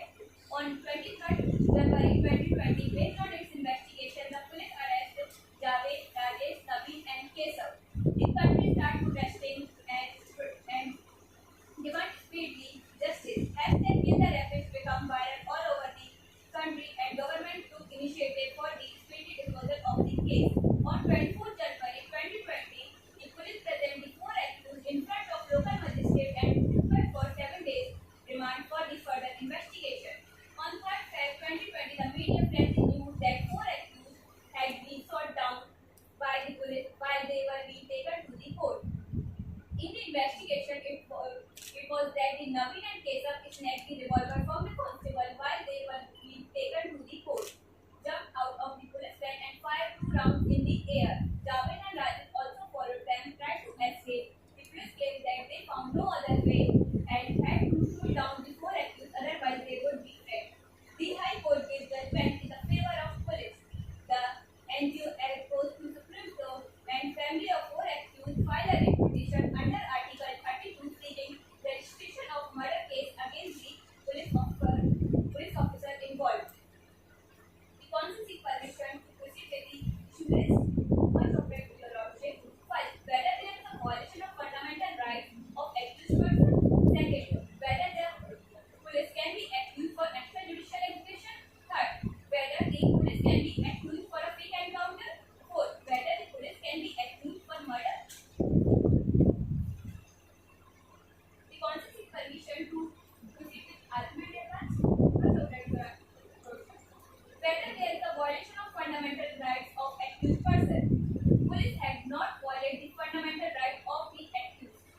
It is humbly submitted to this honorable court that deceased has right to life in Article 21 as one of the fundamental rights of accused that couldn't be violated.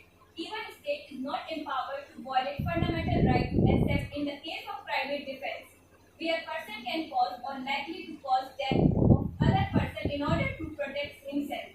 Thus, the act done in the instant case by police officer against accused was in a private defense. Fundamental rights are not absolute rights. Fundamental rights contain reasonable restrictions, which means they are subject to condition of state security, public morality and decency and friendly relation with foreign countries.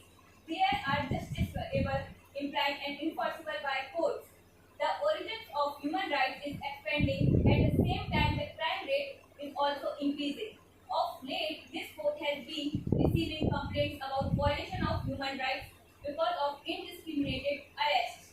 How are we can to strike a balance between the two? My lord, here I refer my compendium flag number 1. In other words, fundamental rights can be enjoyed where there is a no breach of law. If someone commits a crime and imprisoned, then he can ask for the right of freedom because it is written by law. Similarly, four accused persons committed a heinous crime based on its investigation. The police arrest deceased. Article 14 of Constitution of India states the state shall not deny any person equality before the law or equal protection of laws within the territory of India. In state of West Bengal versus Anwar Ali, it was held that applies to the sustainable and procedural law.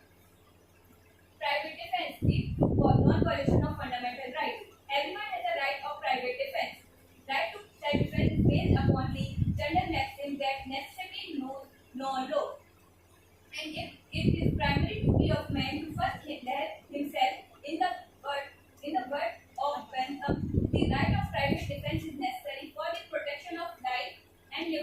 and property.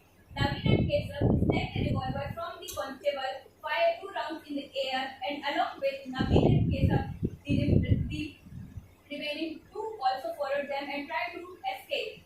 Provisions related to private defense are given in Indian Penal Code 1860, which empowers every person, including public authority, to use private defense in order to save themselves from apprehension of danger. The right of private defense commences as soon as reasonable appearance of danger to body arises from an attempt or pre to commit the offense. It ceases as soon as cause for reasonable appearance disappears.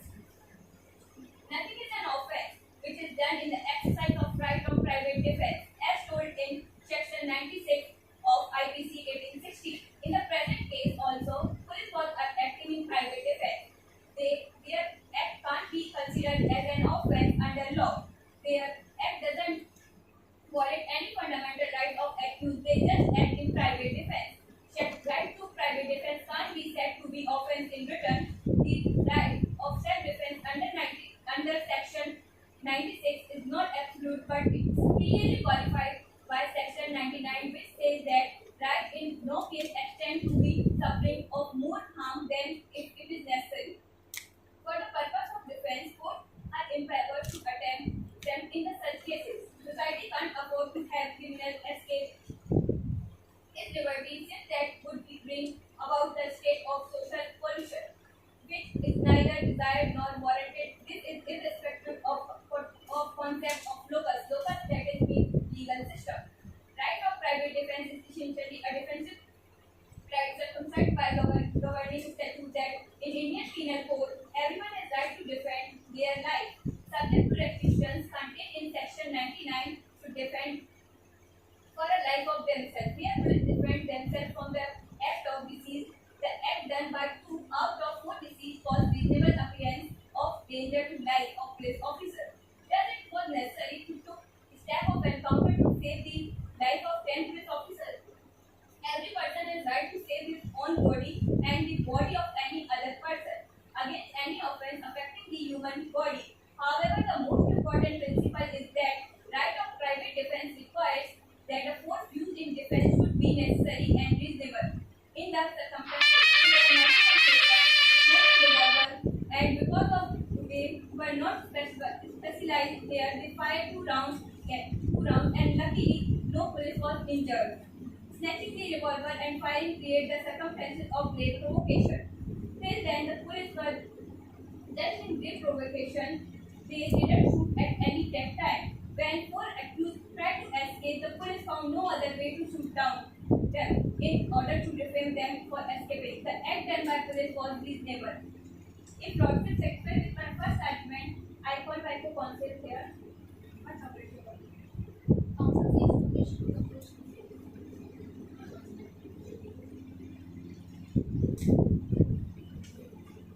Council seeks permission to commence the second issue. Whether the police can be accused for extrajudicial prosecution. The council humbly submits that the police has duty to serve it and it votes for the same. Everyone is equal in the eyes of police officers because they have obligation to protect the fundamental right of citizens. Either he or she is an individual or group. The police should always keep the welfare of the people in mind and be sympathetic and considerate towards them. They should always be ready to offer individual service and friendship and render necessary assistance to all, without regard to their wealth or social status. Extrajudicial killing, medium to protect people from the acts of crime. An extrajudicial killing is also known as extrajudicial execution. It's the killing of a person by governmental authorities or individual without the sanction of any legal person. Though extrajudicial killings are not lawful, but it is a medium to protect the people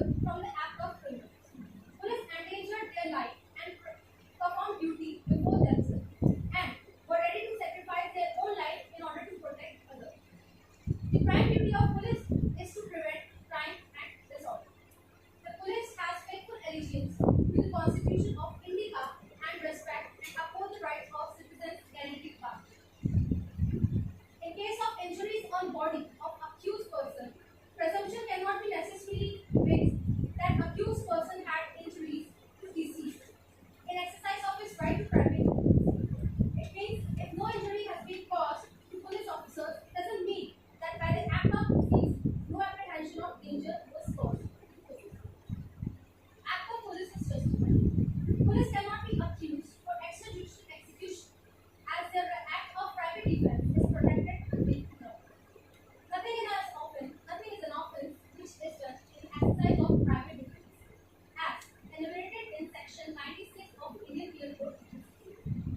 In the present case also, police was acting in private defense. Their act cannot be considered as an offense under the law. In case of Darshan Singh versus the state of Punjab, it was held that if a person is in imminent and reasonable danger of losing his life or limb, he may exercise the right of self-defense in order to inflict any harm which can extend to death or his assailant. Thus, the act of police is justified under section 100 of the law. The act of police officers is also protected by section 46 of CRPC that enumerates that in which an arrest has to be made. Section 46 subsection 2 of CRPC states that a person being arrested forcibly resists the endeavor to arrest him or attempts to evade the arrest. The person is empowered to arrest, may use necessary means to effect the arrest. This means that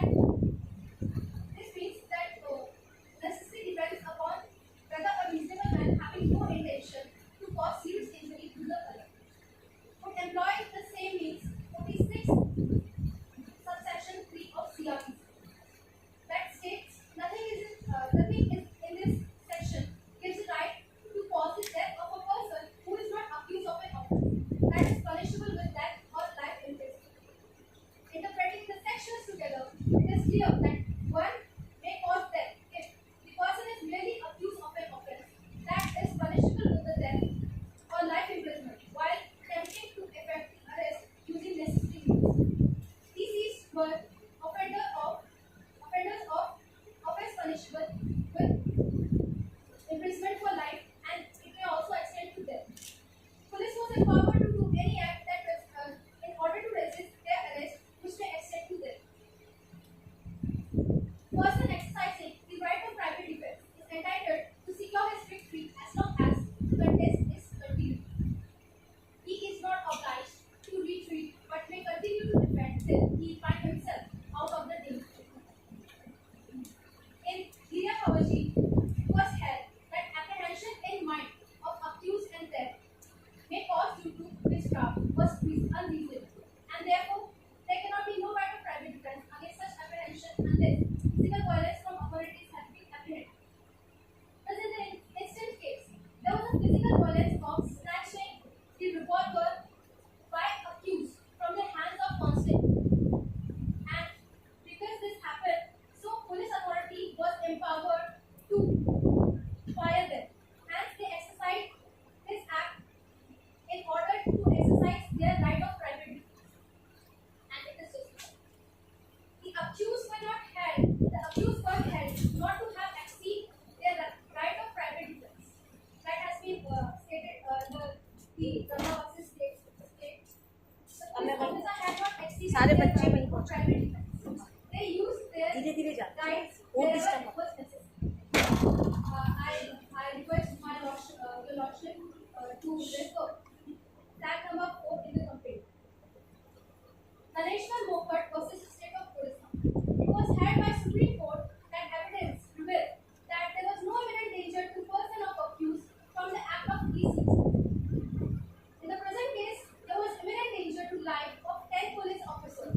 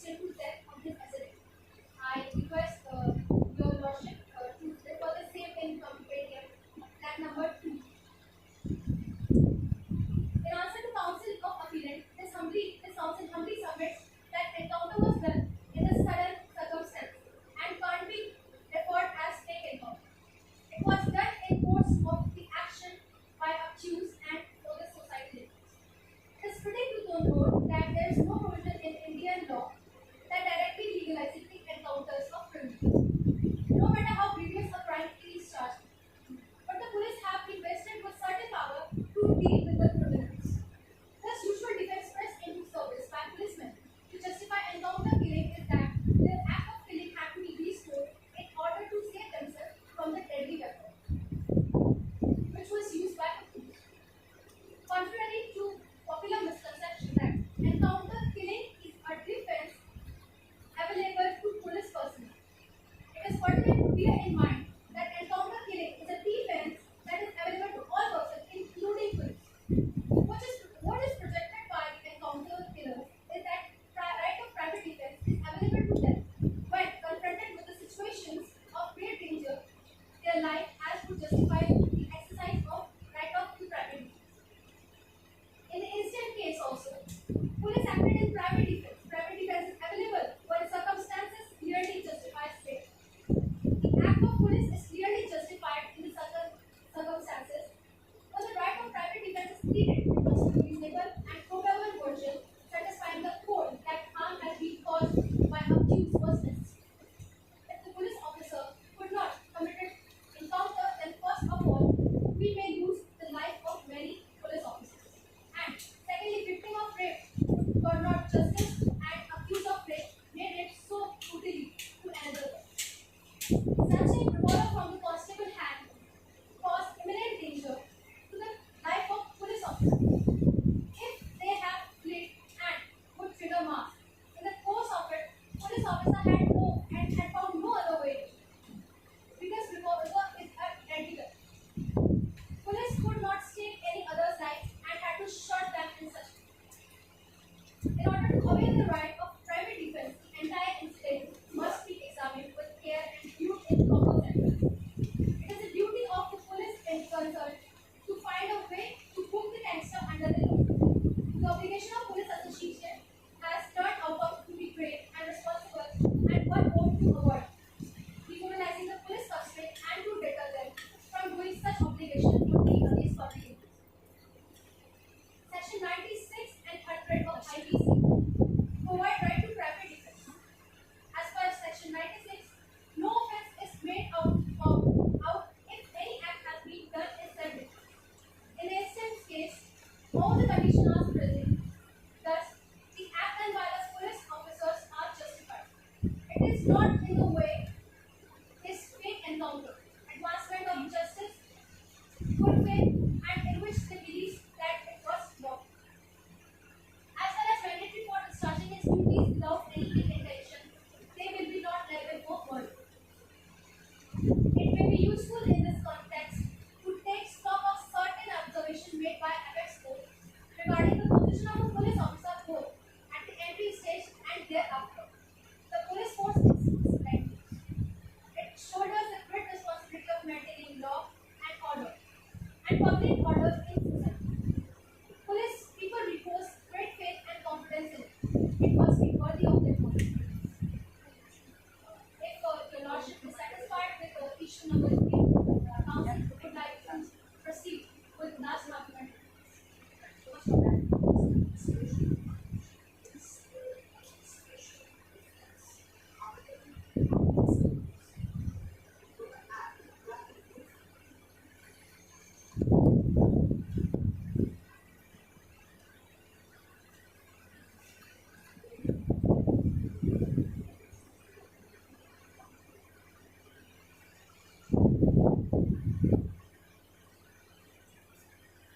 That is provided under the section 300, exception number 3 in IPC, that culpable homicide is not murder. Public servant acting for the advancement of public justice in good faith believed to be law.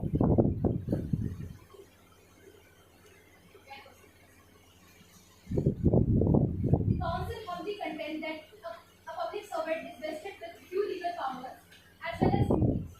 While exercising his duties, in case he ends up committing an offense, the criminal law gives few immunities to him.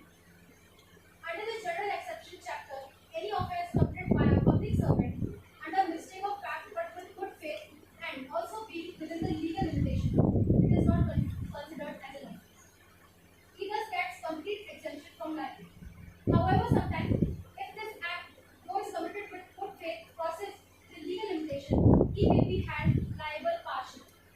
Hence, his offence of murder becomes culpable homicide under this ground and thereby reducing the life. Culpable homicide amounting to murder and culpable homicide not amounting to murder. According to the suspension of the act, a police can be justified as follows. It must be noted that no law in India directs authorized encounters of criminals.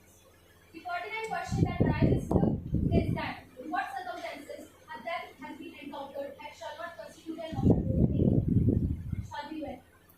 Firstly, if that has been caused in exercise of right of private use, that is under section 96 of IPC. Secondly, if that is caused under section 100 of IPC, exception number 3 of IPC. Thirdly, Making this event a successful one.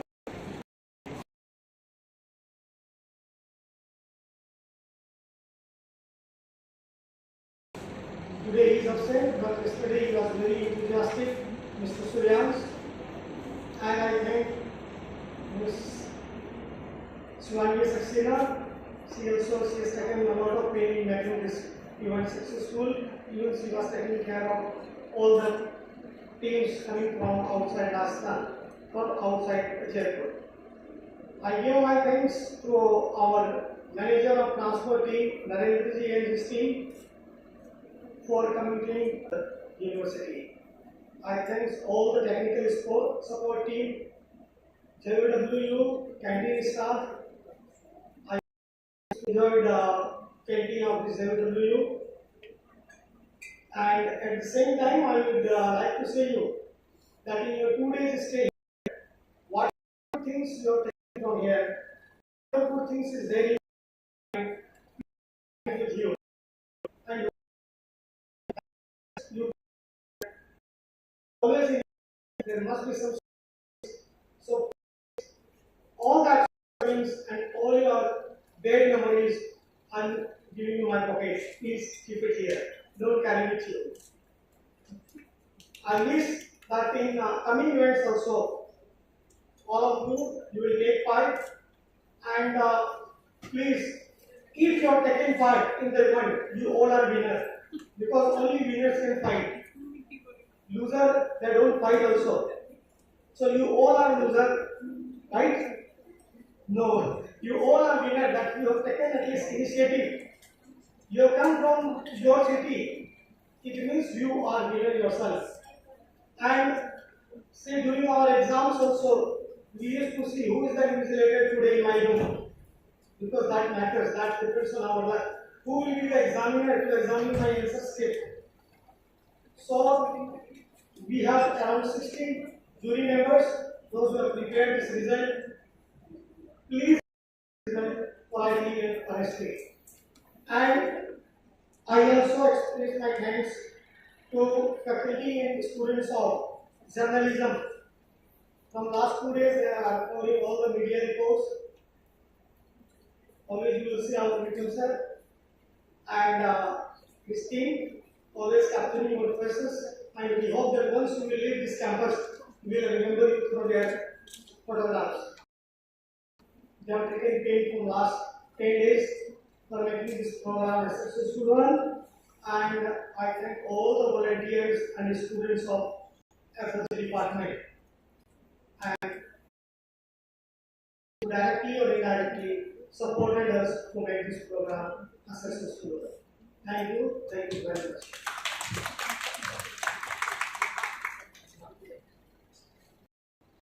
Chief guest, Mr. Vijay Kumar Vyas, sir. Yes, sir.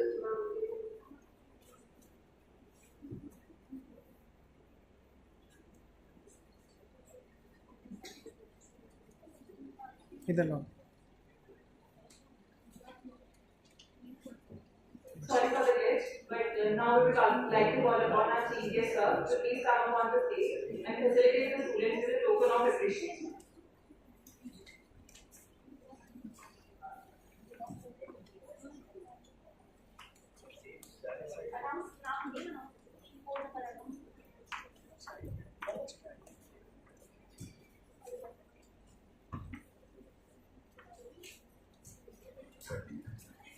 As our final round is still going on, so we are waiting for our final teams and all the judges of final round. But we have some teams who are present here and they have the prior reservations. So we request our honorable chief guests to present the participation certificates to are the participants of Law College, Dehradun, I think. You are from Law College?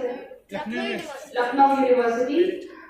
So please come over the stage to receive your certificate of participation in the National Moot Court Competition 2022. So please use round of applause for all the participants because each and every participant is equally important to make this Moot Court competition a huge success.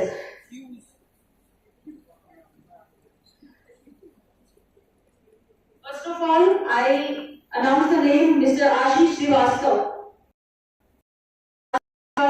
Please, एक बार जोरदार तालियां श्री आशीष श्रीवास्तव, खुशी Jain, law college, Komal Tiwari,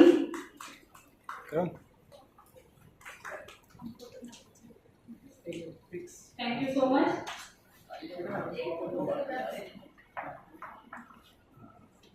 You all are staying here right now. Thank you. Like, you have reservation.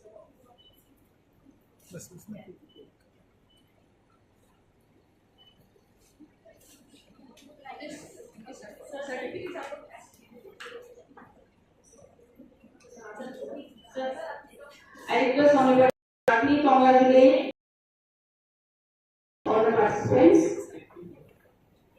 Yes. So before proceeding further, so please come over the podium, sir, to inspire with your kind words. Thank you so much, sir.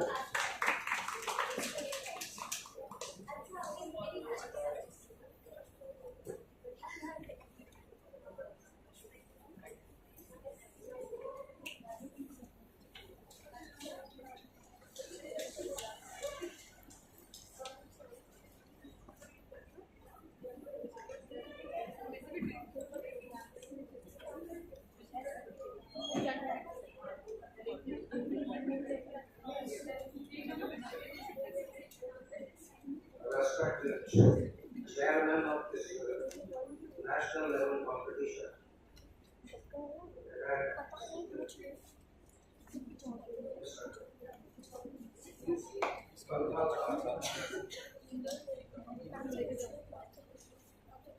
Chief Executive Officer, Mr. Lars, Dean and Director of this national institute, all the participating students from various universities and institutions, and all the students of the host institutions.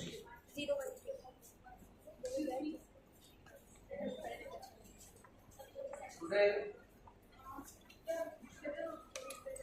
the whole world is celebrating Mother's Day. And all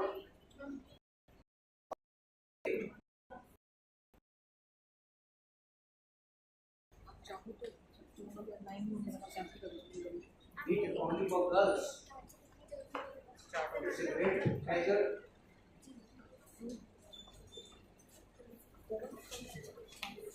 At the very outset, let me begin with by congratulating actually stipulating National Moot Court Competition 2021-22. I am told that it is the nation's first statutory women's university in private sector,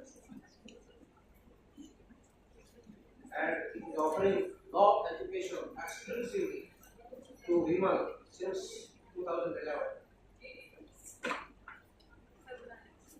In old days, legal profession was taken profession.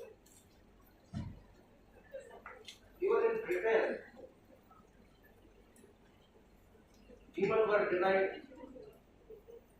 admissions in any of the temples of Hindu. In India, some women having valid degrees of law tried to get permission from respective high court to practice in the court, but they were denied owing to the interpretation made at that time of the word person. They interpreted person to include all, and that despite of having valid degrees, those women were denied to practice in the high courts and other courts. However, starting with the induction of Cornelia Sorabji into the High Court of Allahabad in 1921 to practice as an advocate, the legal profession opened its gates for women to practice in courts. However, formally, these gates were opened only after an enactment called Legal Practitioners Women's Act 1923. By this statute, the bar on women from practicing law in India was abolished.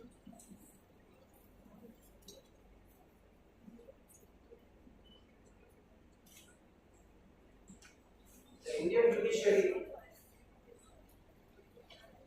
has been very active in its encouragement of women who took up legal profession and went on to appoint in 1959 first woman judge, Justice Anna Chandi of Kerala.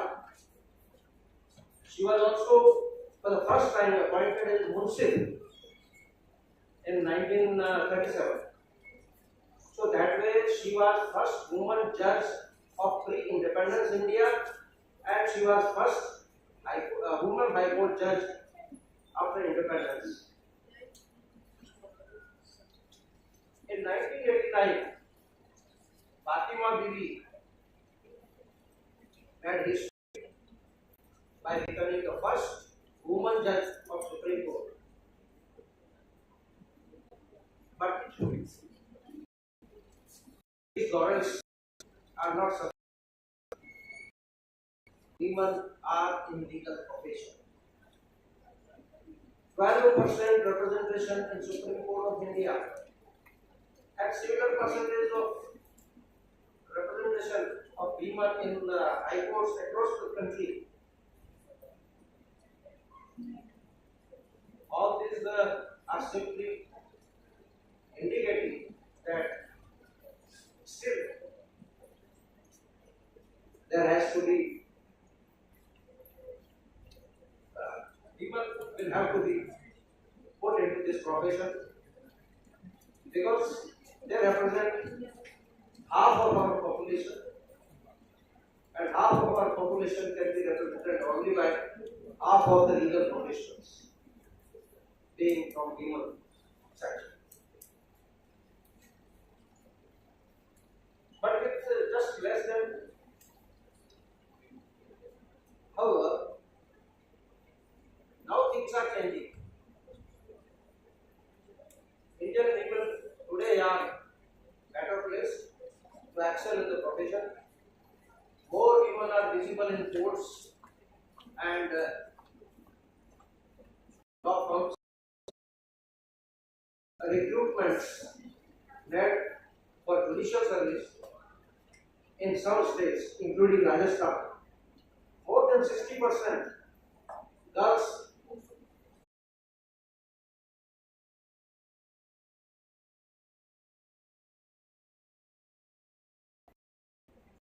hope for the best.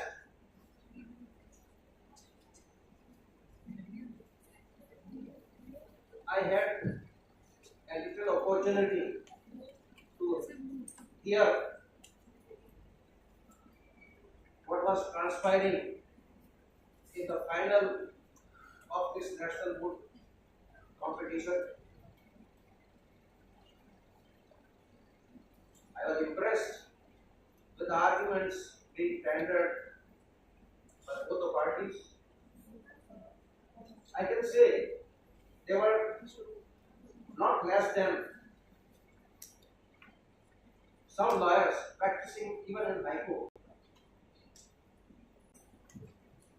It is always a pleasure to attend any function which has relation with academic activities and meet future lawyers before they enter the profession.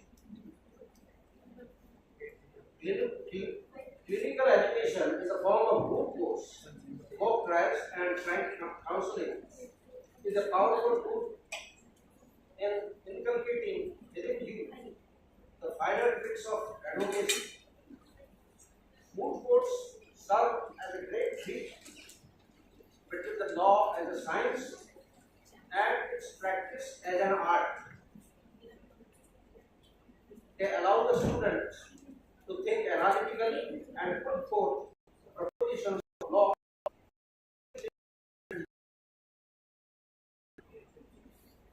While the legal education is as capable of inculcating in the future lawyers the art of being articulate, developing fluency, and clear enunciation of thoughts, learning the art of persuasion and making a substitute and intelligible putting up of a case.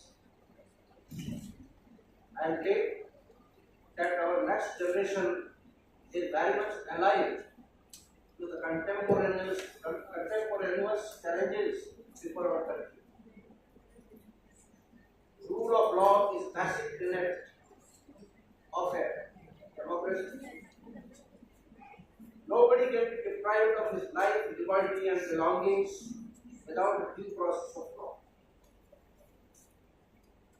Why the situation has arisen when some people of this country have started believing the encounters and bulldozers as substitutes of lengthy due process of law. It is really a question mark for we people, particularly we who are in the field of law and who are crusaders of selection of an apt problem for the court competition.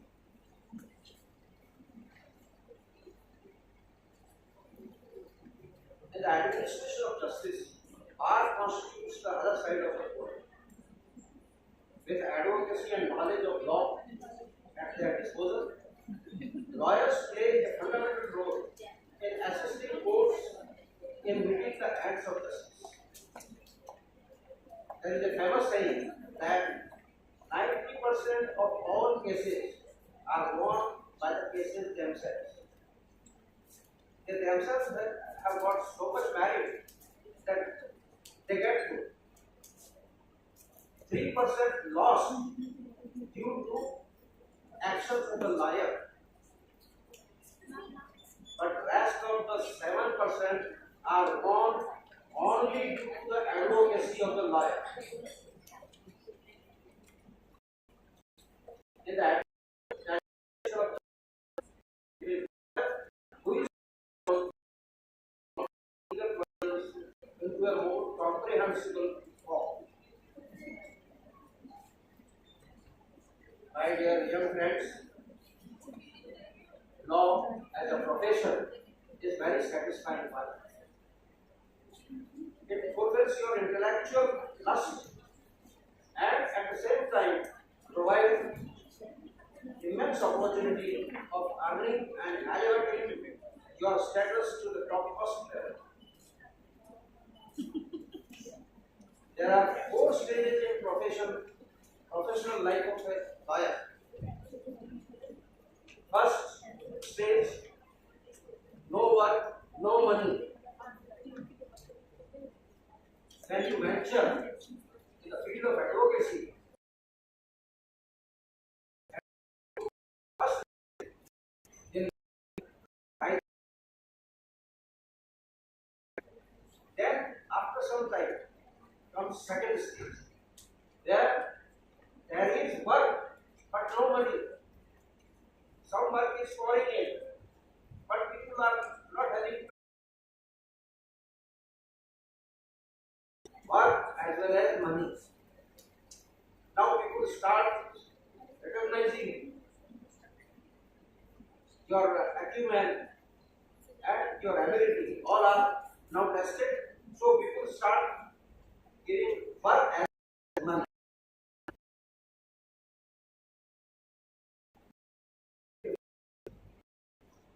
There is money and money only, even without work. So that is the level of this profession. In last stage, fourth stage, only your name is enough. Your standing alone is enough. Even if you don't have any work, everybody will invite you. Like this JVWU or all these things. Because you have got that counseling. So, lawyer is a very promising profession. So, in beginning, there is a phase of struggle, but struggle is a thing which there is no place where struggle is not there.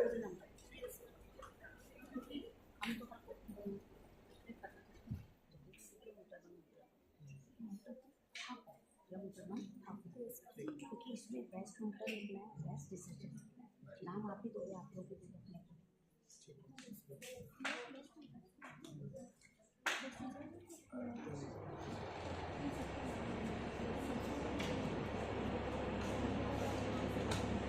But there is a saying that advocate or a lawyer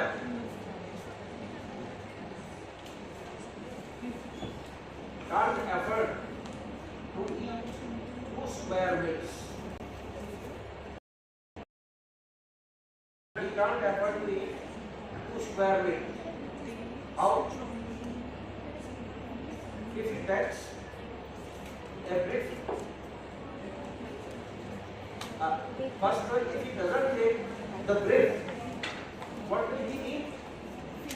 There will be nothing to eat. And if he gets the brief, he will not get time to eat.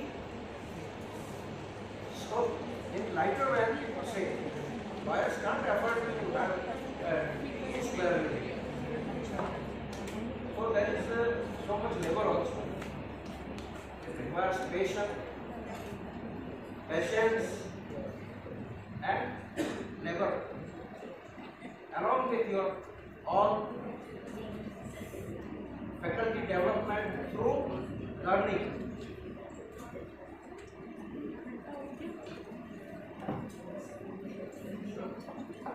But in any case, your motto must be to earn by serving and not serving by earning. In whichever field of law you may go, your motto should be service.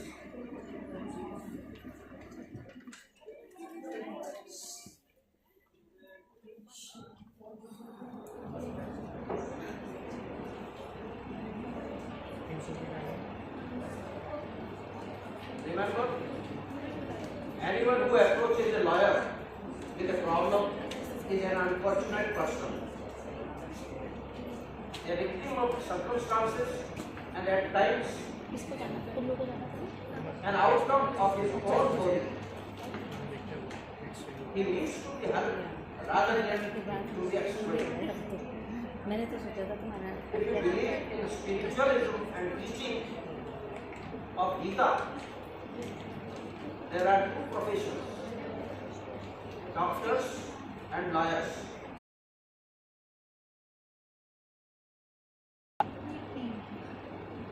Without going to temple or to perform puja, because here work is worship, work itself is a worship.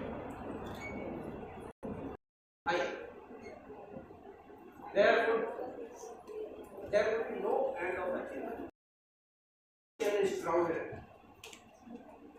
No doubt, there is a very much crowd in the verandas of Moots. But there is always room vacant at the top. Remember this. The crowd is only at the bottom. Therefore, aim always high. I congratulate all participants, whether they won a prize or not, because learning the skills of advocacy and court and here will be very much fruitful in all your future ventures and sojourns. Our input from the faculty and students.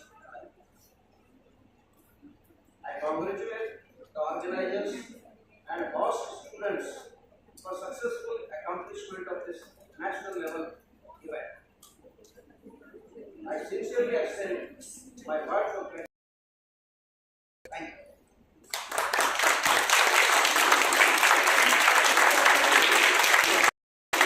I would like to request Chetna ma'am please say to us regarding Asian report.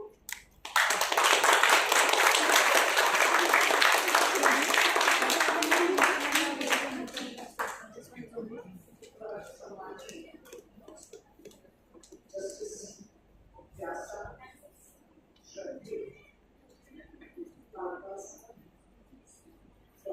in charge Dr. Vidyapeeth, and all the DVPs present here, organizing this on Jayoti. आज मैं आप सबको सबसे पहले बधाई देना चाहती हूँ।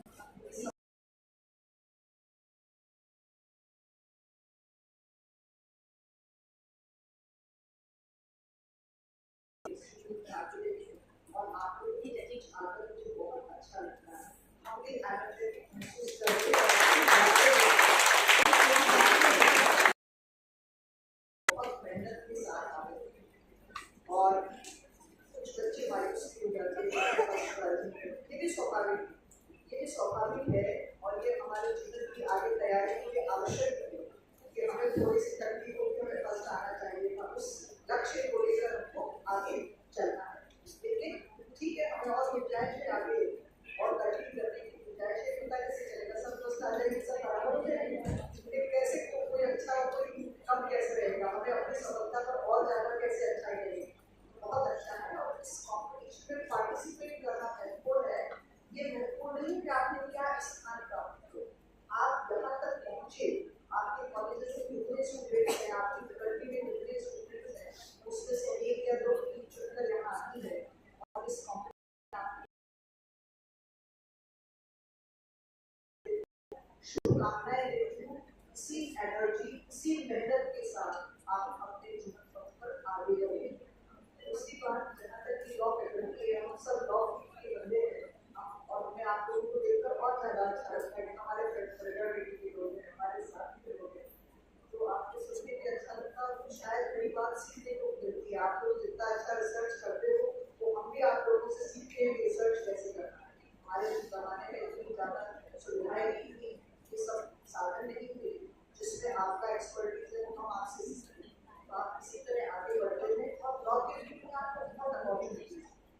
आपके पास बहुत सारी अपॉर्चुनिटीज हैं, आप जज बन सकते हैं, अच्छे लॉयर बन सकते हैं, कॉर्पोरेट सेक्टर में जा सकते हैं। आजकल आर्बिट्रेशन का बहुत जमाना आ गया, उसमें आप बहुत कुछ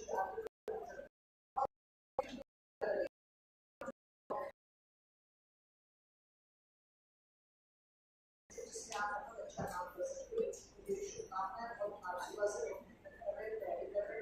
तो मेरी आपको पूरी शुभकामनाएं और लंबा समय भी और ऑर्गेनाइजर्स को बहुत बहुत धन्यवाद और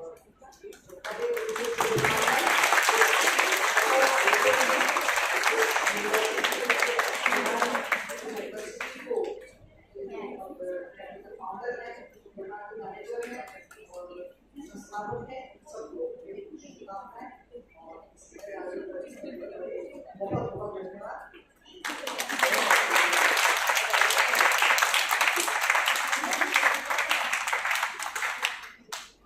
Thank you very much, ma'am, for appreciating our efforts and this event with your esteemed presence. So please, once again, a huge round of applause for this ceremony. As I know you all are waiting for the results, we are very close to announce the results. Till then,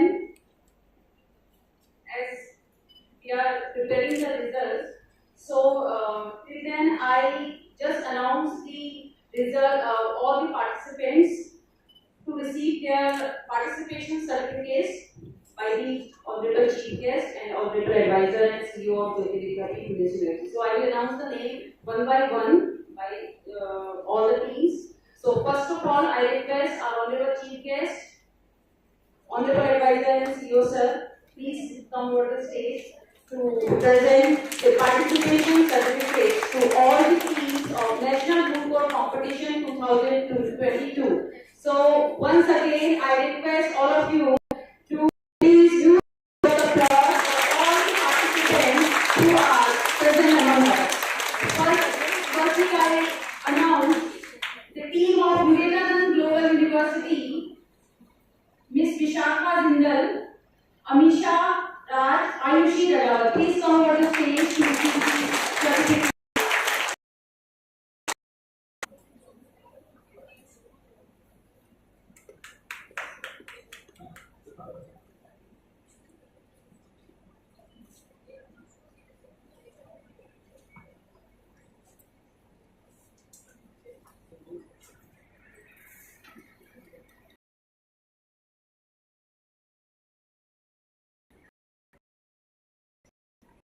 All have done their best and they deserve the huge clapping. Thank you, Vidyapeeth Global University. Next, I announce Sardar Patel Shubhati University, Miss Angita Singh, Akanksha Rai and Ashutosh Sharma. Please come over the stage to receive your participation certificate.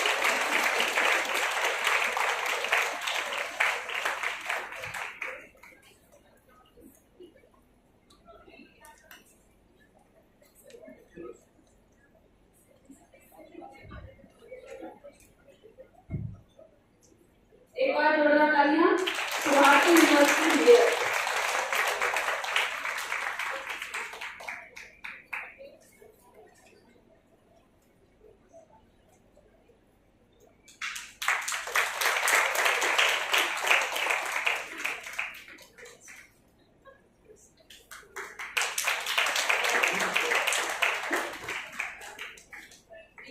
One photography media team.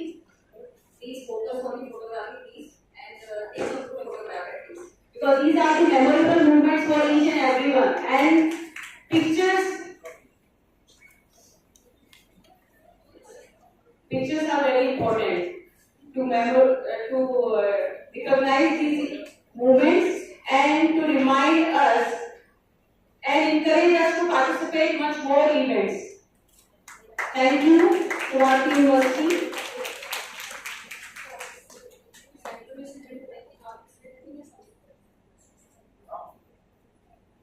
Now I announce the ITFA University, Jaipur. Ishita Sharma, Narendra Singh and Khushbu Sharma. Please come over the stage.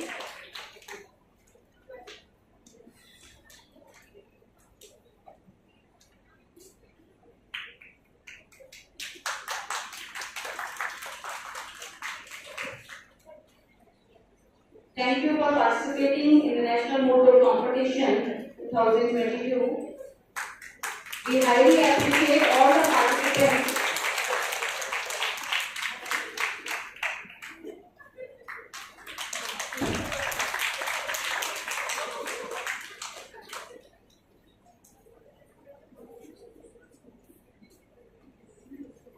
Next, I request Lloyd College, Noida, Ms. Ranjita, Ms. Shruti Agarwal, and Ms. Mamta. Please come over the stage and use round of applause for Lloyd College, Noida.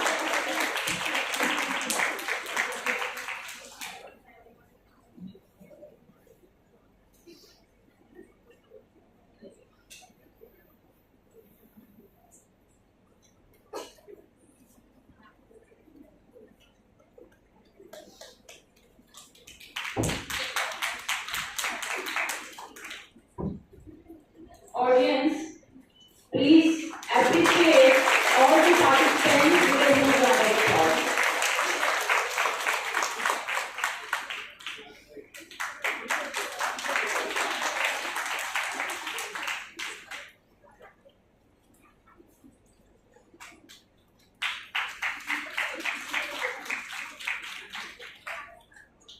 Next,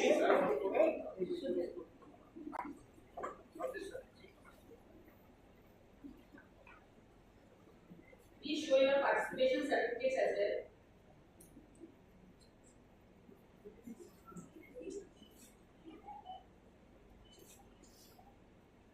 Thank you. Next, I would like to invite Lucknow University. Lucknow University already received their participation certificates and still they are there to receive their other awards. Next, the Law College, Dehradun. Law College, Dehradun, Kajal Rana, Ms. Asma Bharat, Abhishek Singh Patel.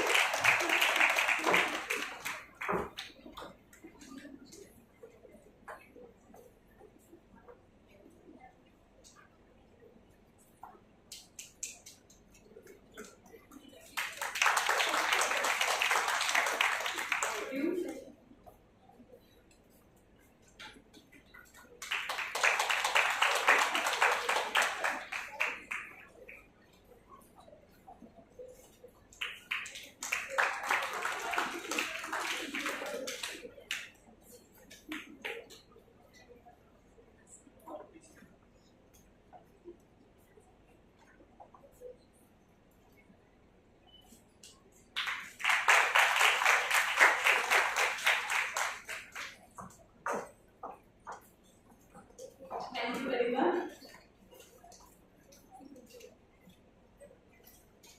Next, I would like to invite Amity University, Patna. Please come over the stage to receive your participation certificate. Ms. Soumya, Ms. Rashita Ranjan, and Siddharth Kumar. Please put your hands together for Amity University, Patna.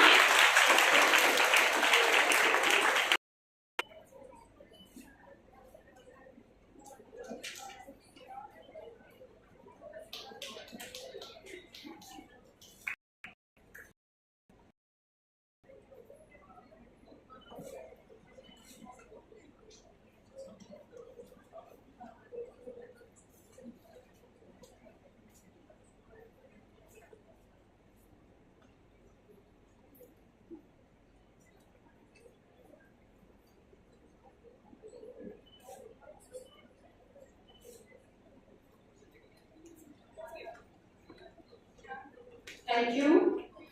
Next, I would like to invite the candidates of Jayoti Vidyapeeth Women's University, JVN Vanshita Singh Parmar, Abhilasha and Kalyani Mishra. Please use round of applause for the Jayoti Vidyapeeth Women's University.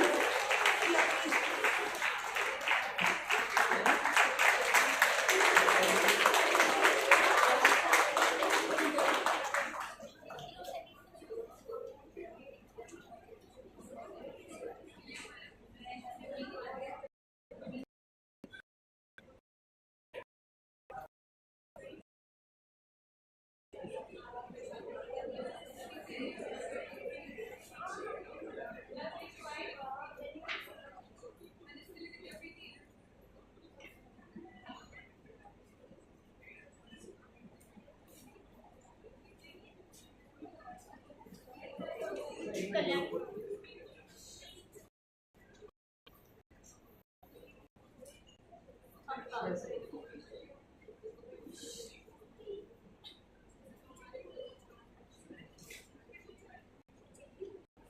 you. Now it's time to announce the results of National Moot Court Competition 2022.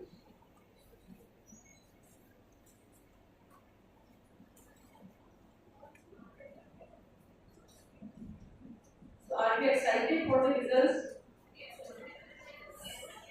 Okay, so first category, the best researcher. There is a tie between two universities, University of Lucknow and Sardar Patel Subhati Institute of Law.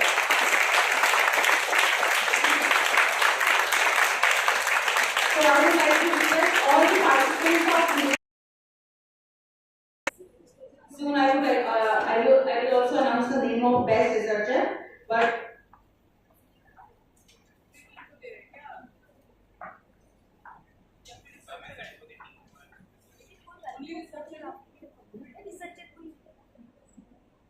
photography so दोनों team के साथ कर लीजिए, then I announce the name of best researcher. Both the teams please come on the stage for the group photograph because it's a team work.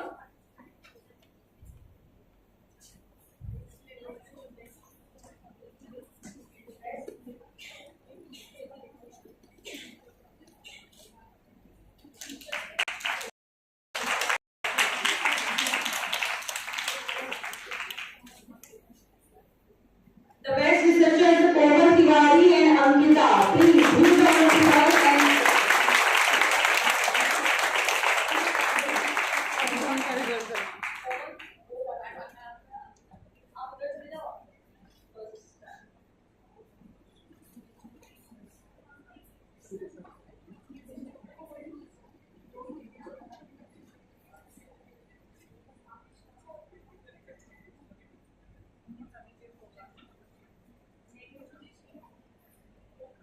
they have got the prize of 5,000 for being a best researcher.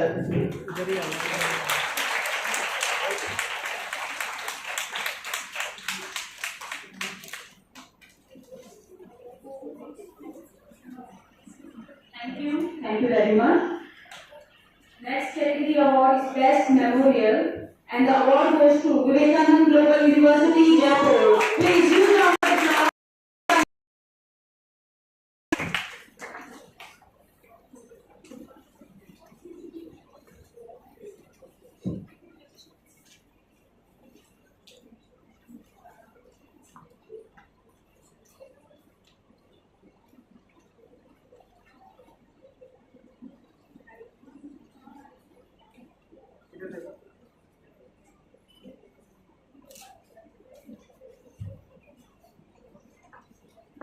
Thank you and congratulations all the winners. Next, I would like to announce the results of Best Mooter, and there is also again a tie between the Law College Dehradun and Ekpai University Lucknow. So please, Ekpai University Jaipur. Okay. So please cover the stage. The Best Mooter, Astha, Mr. Abhishek, Kushbu and Narendra. Please put your hands together for Best Mooter of the National Moot Court Competition 2020. They have won the prize of rupees 5,000.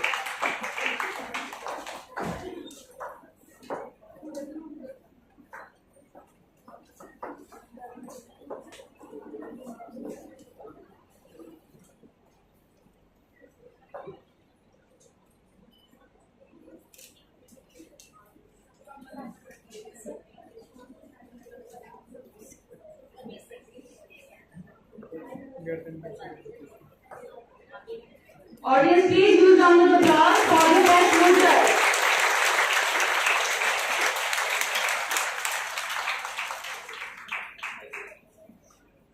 Thank you, both the teams, and congratulations.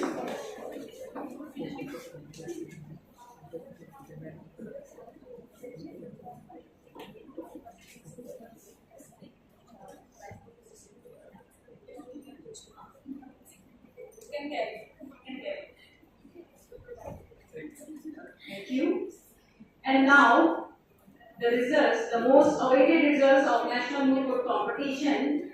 The first runner-up team of National Moot Court Competition scored 016. The first runner-up team is 016, Lloyd College, I think from Noida. Please come on the stage. You have won runner-up position in National Moot Court Competition.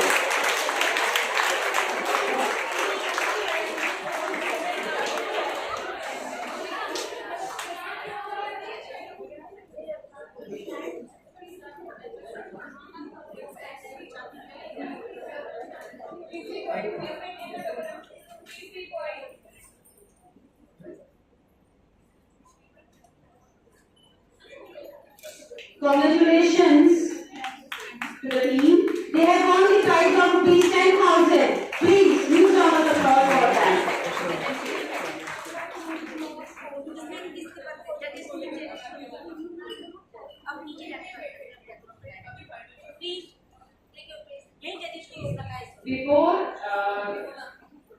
Before announcing the further results, I would just like to say that the results are very fair and the judges are here. They have chosen the winners.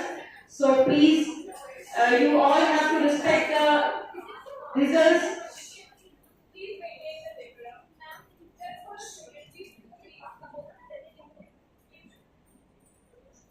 Now, the winning team, Jaipur University, 017. The code number is 017. Please use round of applause for the winning team.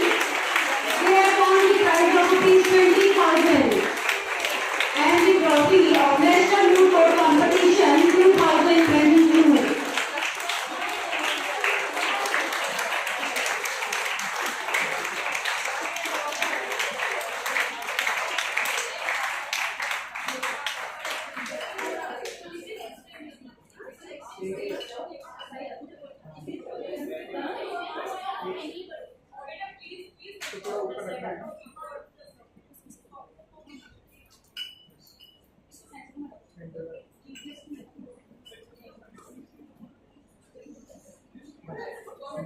हम थोड़े से इधर आ जाओ।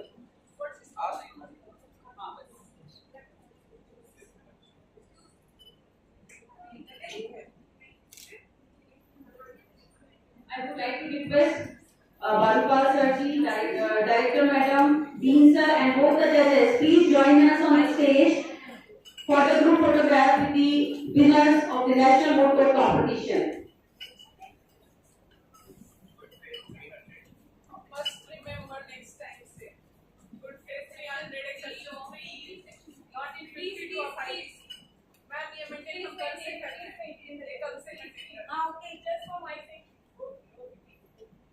For your respect.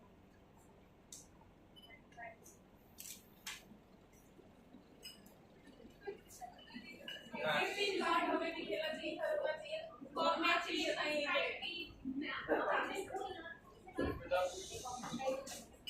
So, thank you, all of you, for joining us for the 2 days National Moot Court Competition. Thank you very much. All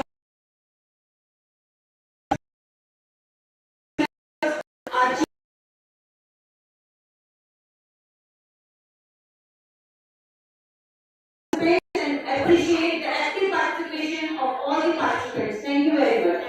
Next time we will say